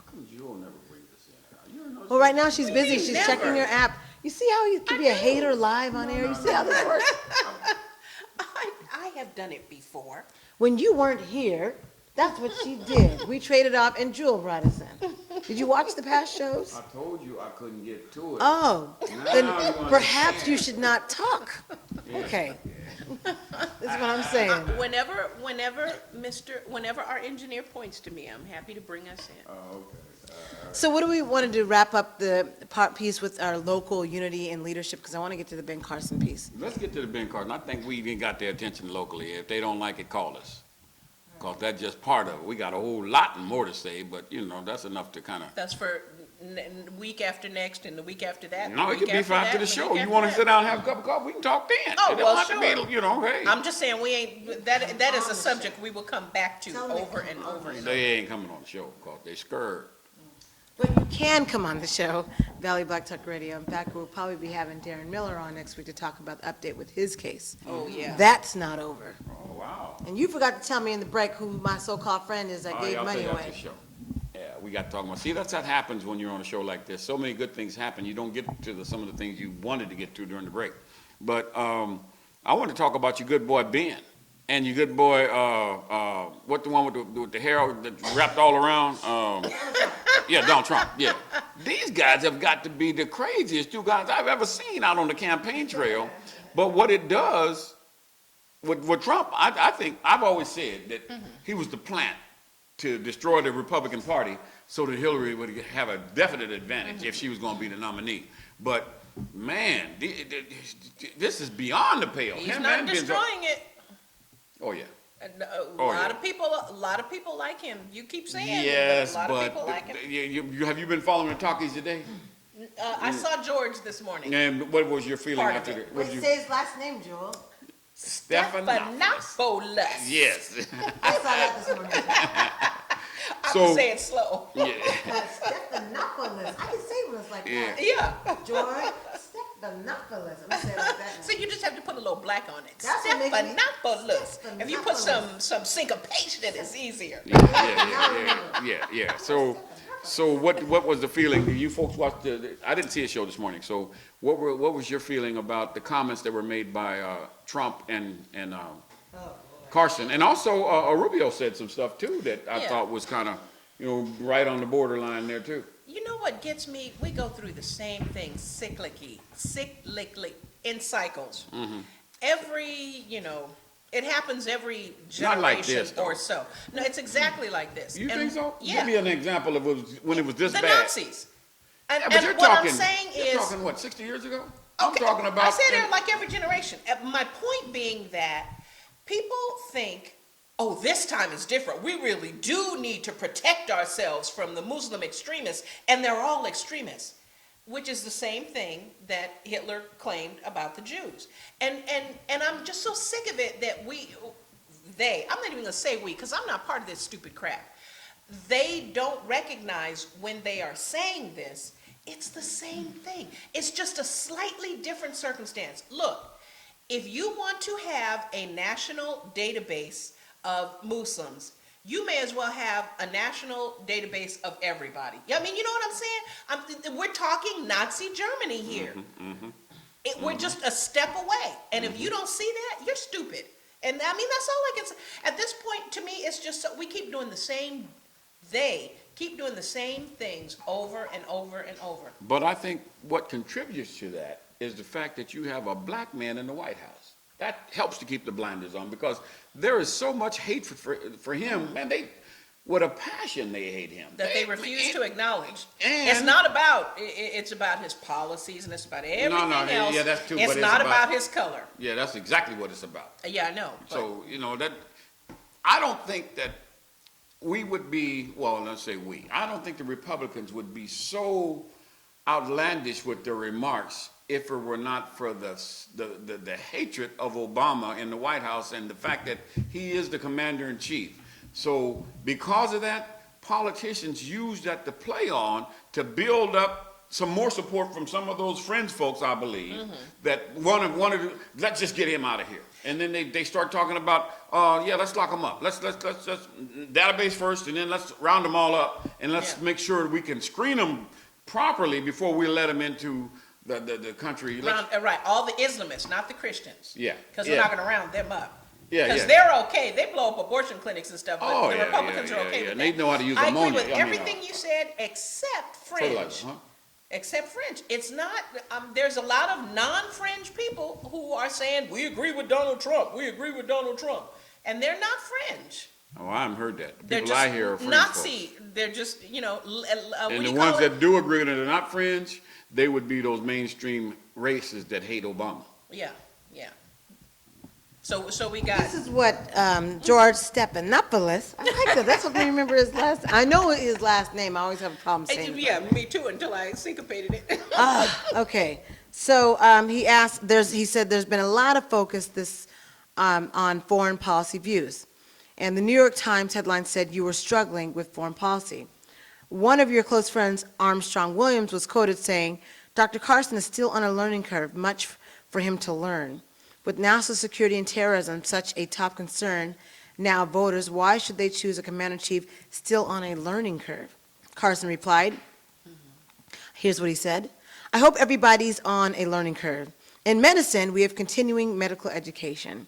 It recognizes the fact that things are always in the process of changing. And if you stay stagnant and you say, well, I'm on it, and now I'll go relax, you're not going to be very competent. And the same thing applies with being commander-in-chief. The world is a rapidly changing place, all kinds of dynamics going on. Yes, we should have in place protocols that deal with that 2 a.m. call in the morning, but we also need to have the ability to think quickly and to be flexible. I would be willing to say that I probably have more 2 a.m. in the morning experience than anybody else, combined with making life and death decisions. You have to be able to do that. So who has the most experience? I don't know what it necessarily comes down to politics. It comes down to practical experience, solving difficult problems, doing things quickly and efficiently, using the resources available to you to get that done." That was Ben Carson's response. Totally inadequate as far as I'm concerned. I mean, he's trying to make the analogy between medicine and killing folks. That's a too far a leap as far as I can say. Yeah, killing folks or putting a scarlet letter on, keeping them out of the country based on their religion rather than anything else. But why is he not talking about things of peace, things that have to do with how do you change the hearts of an individual without a bullet or a gun? How can you change their hearts and their minds when, you've ripped them off for years? You're the reason that a lot of the countries are so, so messed up now. It's because it's not your freedom they hate, it's your overexertion of power. But you know why he's not?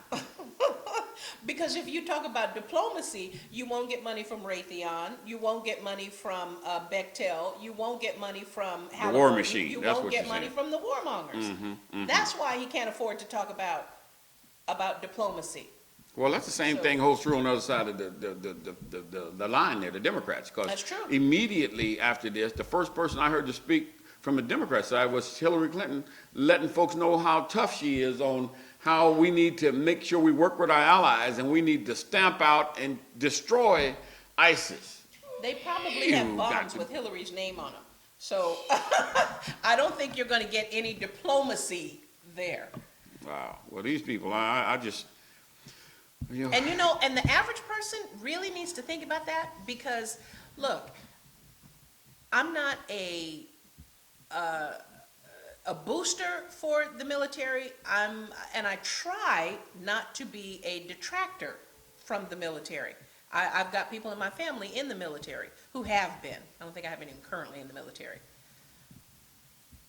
When we go to war, it's your children that go. And I realize that, for some parents there's a measure of pride there, but would you rather have your pride or would you rather have your child safe at home with you? You really need to think about that, especially somewhere like here in the Central Valley where we have the base. How'd you know I wanted to say something? People are very proud of their children and the fact that they've enlisted, and I think that's a great thing. I'm not saying it's not. I'm saying that we are so quick, and I'm not talking about our leaders, I'm talking about our people, to get behind the government when they go to war. We just jump behind without even questioning, without saying, okay, wait a minute though. This is my child they're going to be sending across. Their children aren't going. I think you need to slow down and think about that. I think you need to get about these quotes that Carson's been saying, of course, in the media. This is from CBSNews.com. He says, if you want to add more things to that, we can talk about it and what the rationale is, Carson added. When pressed on increased scrutiny of Moss Carson, the final candidate to file his paperwork in New Hampshire Secretary of State Bill Gardner's office on the last day of filing period. I noticed how they threw all that in there. Yeah, he wanted to be black. Always late. Almost late. He didn't come the next day. That's beyond CP time, that last minute. Man. Just 4, 5 o'clock, he come walking through the door. Hey, come here. Where them papers that I'm supposed to sign? This is where that CP time comes from. Let me go back to the bank. Yeah. Armstrong, man, you got the money? Armstrong Williams. You see him all over TV too? But anyway, go ahead. I'm sorry. That's another thing. No laughing. Okay. Told the media, protection of our people was a top shelf priority. So if mosques are radicalizing people, then they should be treated differently. A reporter followed up accusing Carson of violating the civil liberties of American Muslims. He said, this is what Carson says, did you actually hear what I said? Carson asked. I said a mosque where there is activity, terrorist activity, or activity encouraging insurgency should be treated differently. And I would say that about any kind of institution, quite frankly. Okay, so how are you going to know that? You going to be having spies, cameras inside? How are you going to know what's going on inside a mosque? Hello, that's the problem. And who decides? If you put a spy inside, whether it's a mosque or whether it's... a church. Yeah, whether it's Obama's preacher. Well, maybe you like this comment better than... What would they have done to him, I'd like to know. Yeah. Well, maybe you like when Carson, when he made his remarks and likened Syrian refugees to rabid dogs. Blaming people in our country who sit around and completely miss the big picture and instead of focus on the little words. That's what he said. But yeah, he compared them. Oh, man, this guy. Well, anyway, yeah. They got him set up to lose. So all of this, all he's saying now, once the dust settles and they want him out, they're going to pump this stuff and say, do we really want a guy like this that thinks of other human beings as rabid dogs? Except so many of the Republican-minded people agree. But they're not going to go for him. They'll agree with You're they'll right, agree with you're Trump. right. They're not gonna go for They'll him, agree but- with Rubio. Yeah. But he can say the same thing they're saying. They're gonna fire him. Yeah, no, I agree. He's not I'm gonna just get saying that. it concerns see me. right here, that don't pass the test. Yeah, yeah. So he can tell. That's a prime example of him carrying their water. And at the end of the day, He'll still be carrying the water. you're not fit to be in the White He'll House. be carrying the water. Jewel, what do you think about Donald Trump, who's on George Stephanopoulos this morning? I like that. I didn't get to see Donald He was on the Trump. phone. He kept cutting poor George off, huh? He kept cutting George off. I saw like the last maybe 20 minutes. So I saw, I can't even remember who I saw because then I fell back asleep. What I think about Donald Trump, I don't think, sometimes, Mel, what you say makes so much sense. And I do think maybe he's a spoiler. But then other times I think, no, I think he's really serious. And he would like to be president. No. And he intends to take it as far as he possibly can. I have to agree with Jewel. Well, I have to respectfully disagree with my two dear sisters. I hope you're right.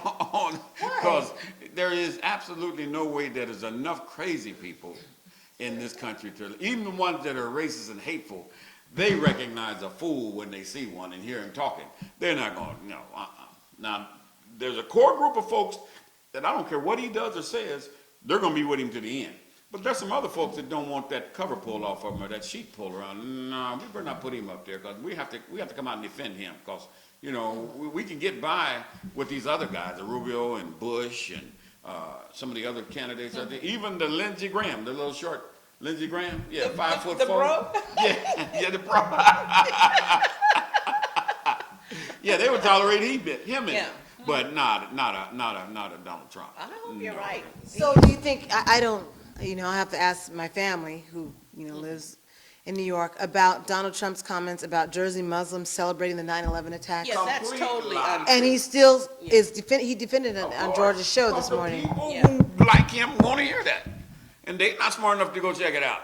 So he doesn't know the difference between New Jersey and Palestine. You really need to think about that if you're a Donald Trump supporter. He doesn't know the difference between New Jersey and Palestine. And let me tell you something. The people who were celebrating in Palestine, not celebrating, the people who were in Palestine, okay, they were cheering. There were some.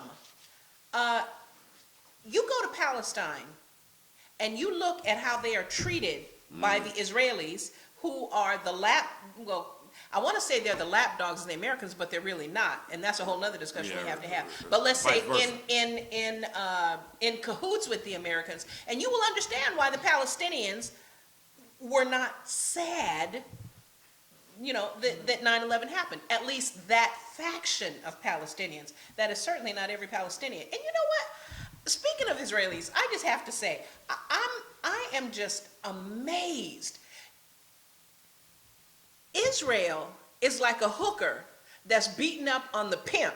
Can you imagine that? Mm-hmm. They want to increase the amount of money they get to, I think, $5 billion a year from $3 billion. They want $5 billion from this us country, over the next 4 years. Why are we giving money again? Netanyahu doesn't. Obviously and openly dislikes Obama. What are we giving the money for? We give them money for everything. For what? What is it? For keeping their occupation going. They use our money to buy their tanks, their bullets, their guns. To help stabilize the Middle East. To help and stabilize Israel. And they never Israel. talk about them having nuclear weapons. But they talk about everybody else around there who they don't want to have them. Right. They don't talk about all the ones they got. But this guy just gets out of prison just this other week, the one that's spying for him back in the 80s. Right, yeah. And so give him 6 months, he'll be in Israel. What you bet? Yeah, oh no, he will. He had a life sentence and they let him out. They have such an attitude, like they don't come saying, please, United States, can you increase ours? Like, you know what? We want some more money. Yeah. You know what? You the hoe. You don't come on me like that. You don't come tell me you want more money. I'll give you what the hell I want you to have. But that is the I know. Folks, you are watching Valley Black Talk Radio. I'm afraid to say on what network. That is the relationship we have with Israel. how they am operate. amazed. They have no respect for our leadership. No and respect none of whatsoever. the leaders in Congress, because they already know what they need to do to pull that string. When they And dropping they're that money going to around, get whatever they ask for. exactly, because they So- know exactly how to pull those strings. But and it gets me. Trump going around saying, you know, we haven't won anything in a long time, and it's not right, and we're stronger than that. You better bend over. You finish the sentence. And they're not gonna even kiss you. No. Not gonna bring you flowers, candy, nothing.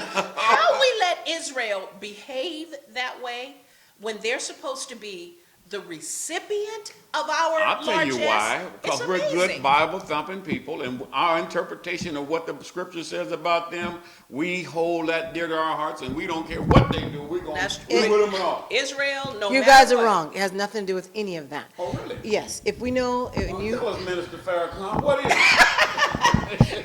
or else she's going Dr. Anderson on us. Yeah. what Dr. Claude Anderson says is that all power in this country is around money and politics mixed with that. But money is number one. Okay. So you have to look at what is the economic advantage. It has nothing to do with because of what the Bible says. No offense, choir boy, no offense. But I'm just saying that it's really about, because if we look at Africa and we look at where their power and resources are, we look at what's going on there, and you look at the countries that are in Africa right now, raping those resources out, and what the African people are doing about that. You know, they're saying, okay, please give me more, give me the handout. So the power is really in economics. Until we realize that, and until we realize corporate America interests that come from even Israel and also countries that we have an allegiance to, that we're like, why do we have this allegiance to? Then you'll begin to understand the dynamics of relationships that are really built around money. It's never built around what we think it's built around. Just like you're saying, why are we giving them money? Think about it. I know why we give them money. And I agree in this case. with, as far as the Congress goes, I think you may very well be right about the upper echelon, the higher level. I don't want to say higher level thinking, but the way the people with more authority think, that the leaders, I think there is stuff that we don't know about. But as far as there is Congress, a lot of them influence and believe- ownership in the United States that is owned by Israel. So I people totally don't do agree. the research. But they couldn't own but it if we people didn't give them the money. And I'm saying the Right. reason we give them the money is that the reason the Congress routinely, without question, votes for giving them the money is because they have this protectorate thing with Israel, having helped to establish Israel. It's ownership. And I think they do. As far It as has the Republicans, to do with it does have ownership. to do with You religion. guys are missing it. It has to do with ownership, economic. So when you look at and understand economics, there are certain parts of this country that even the Vatican owns, whether we want to accept that or not. So it's the same thing if we look at the ownership. And so when you look at different fields in American society that has a dominance of that culture, it goes back to the money. Even in Coast to Coast, they talk about that, right? Yeah. They talked about the shops, for instance, like the liquor stores and the gas stations, Yeah, right? but they don't talk about Israel. No, but that's a different country. So I'm talking I about know. there's a different allegiance and money that United States gave to that particular culture as far as to get the grants, but it's for a trade-off. So it's not a personal, it's just business, y'all. I think it's more It's than just how, business.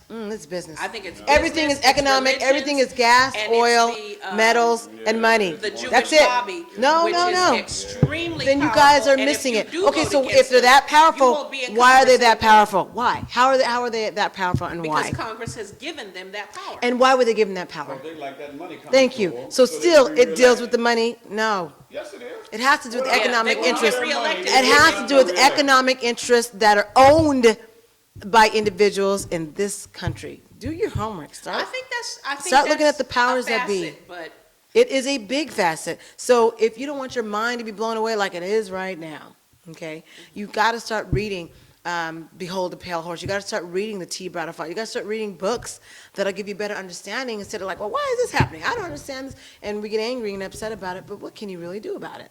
What can you do? It's good to know the information. yeah, I It's think good to know the understand information. why certain industries are dominant or dominated, because it has to do with not only a checks and balance, but it has to do with a trade-off.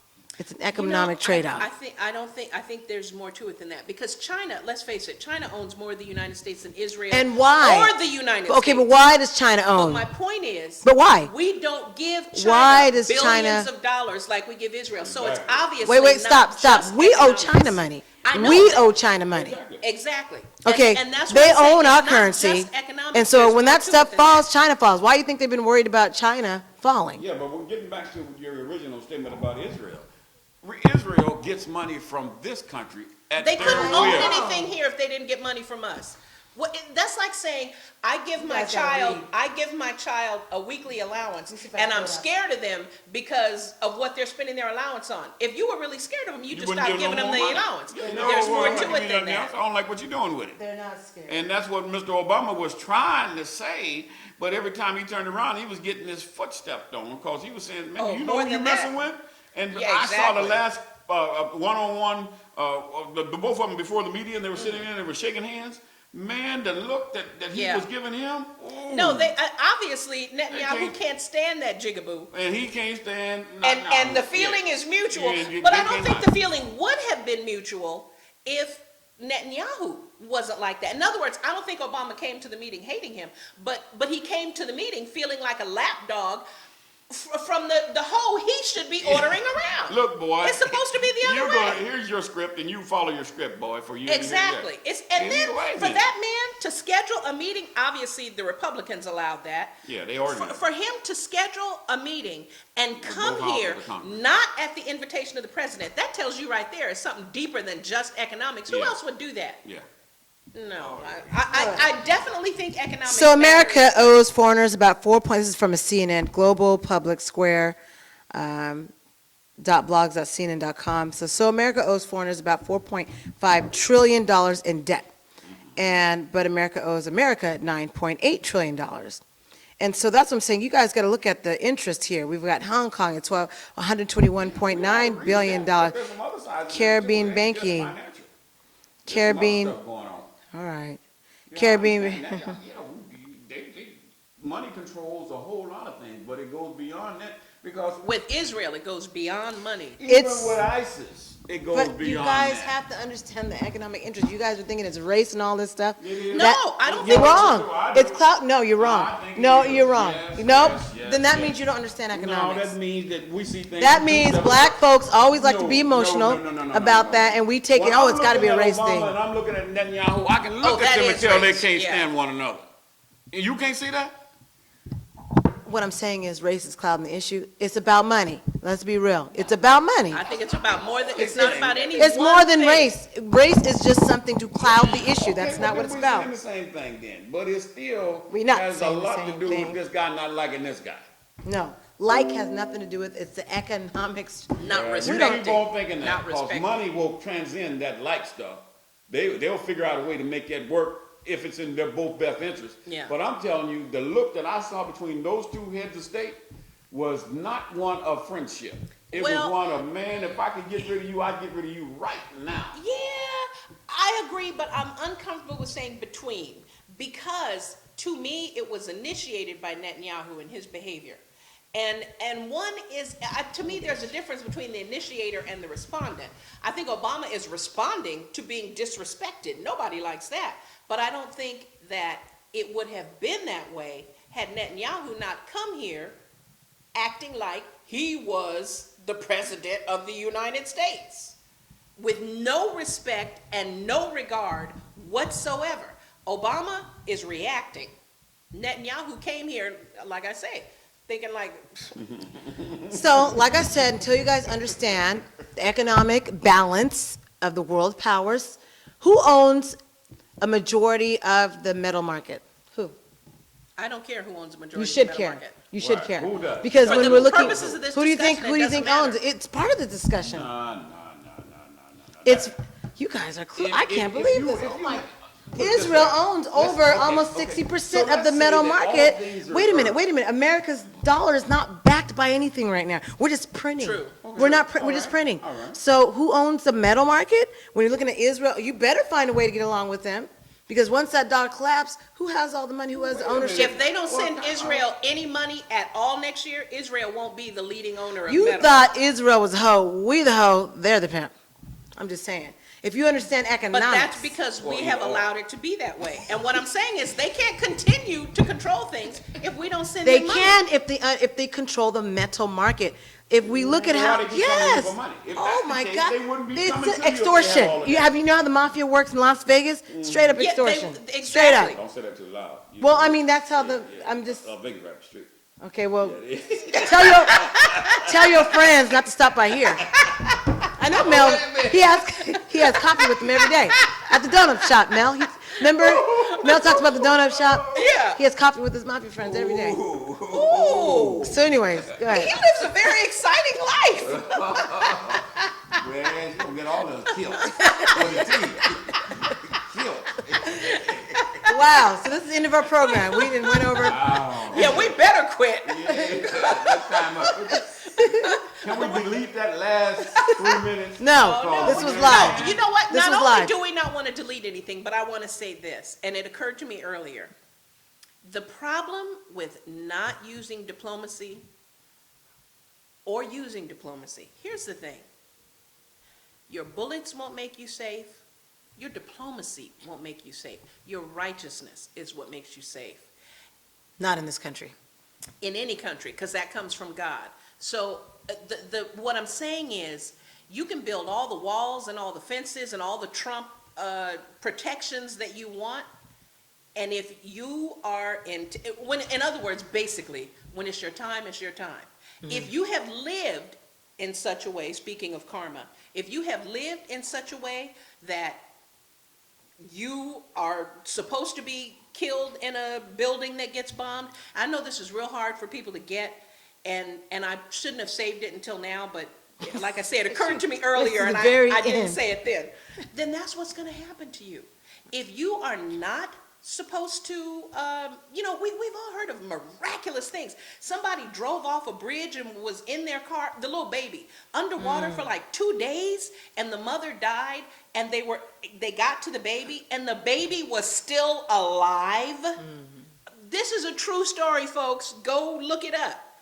Not National Enquirer, right? I'm just No. asking. Okay. Well, it was online. It was on MSN, but it was on other platforms too. So my point is simply that it is your righteousness that protects you. And when I say righteousness, don't get all, I'm not talking about going to church every Sunday and paying your tithes. I'm talking about your spiritual man, your spiritual inner being and how you are. That's what protects you. You can buy all the bullets you want. You can put up all the gates and fences and everything. Look, you know where I live, and I have never had anyone even try to break in my house. There are people in gated communities, there are people in gated communities in Clovis. Remember a year or two ago when that rash of break-ins behind gates? It's your righteousness that protects you. Well, I guess we'll end on that note. You are watching, or you were watching, have been watching Valley Black Talk Radio on the ONME Network. We will be back here Tuesday before the holiday. We won't be here on that Thursday because, of course, that's Turkey Day for some of you, Thanksgiving for others, and Black Friday for still more. And we still Indigenous Peoples Day. Yes, and we need to talk about that too on Tuesday. The reality of too, because Columbus is kind of Indigenous Peoples. Columbus didn't really discover America. People are already there, but we will talk about that on Tuesday. Yeah. That's a whole nother discussion. We'll definitely take a look at the ONME shopper that comes out this Monday, and you'll be able to see that on our website at myonme.com. Otherwise, have a great evening. Have a great week. See ya.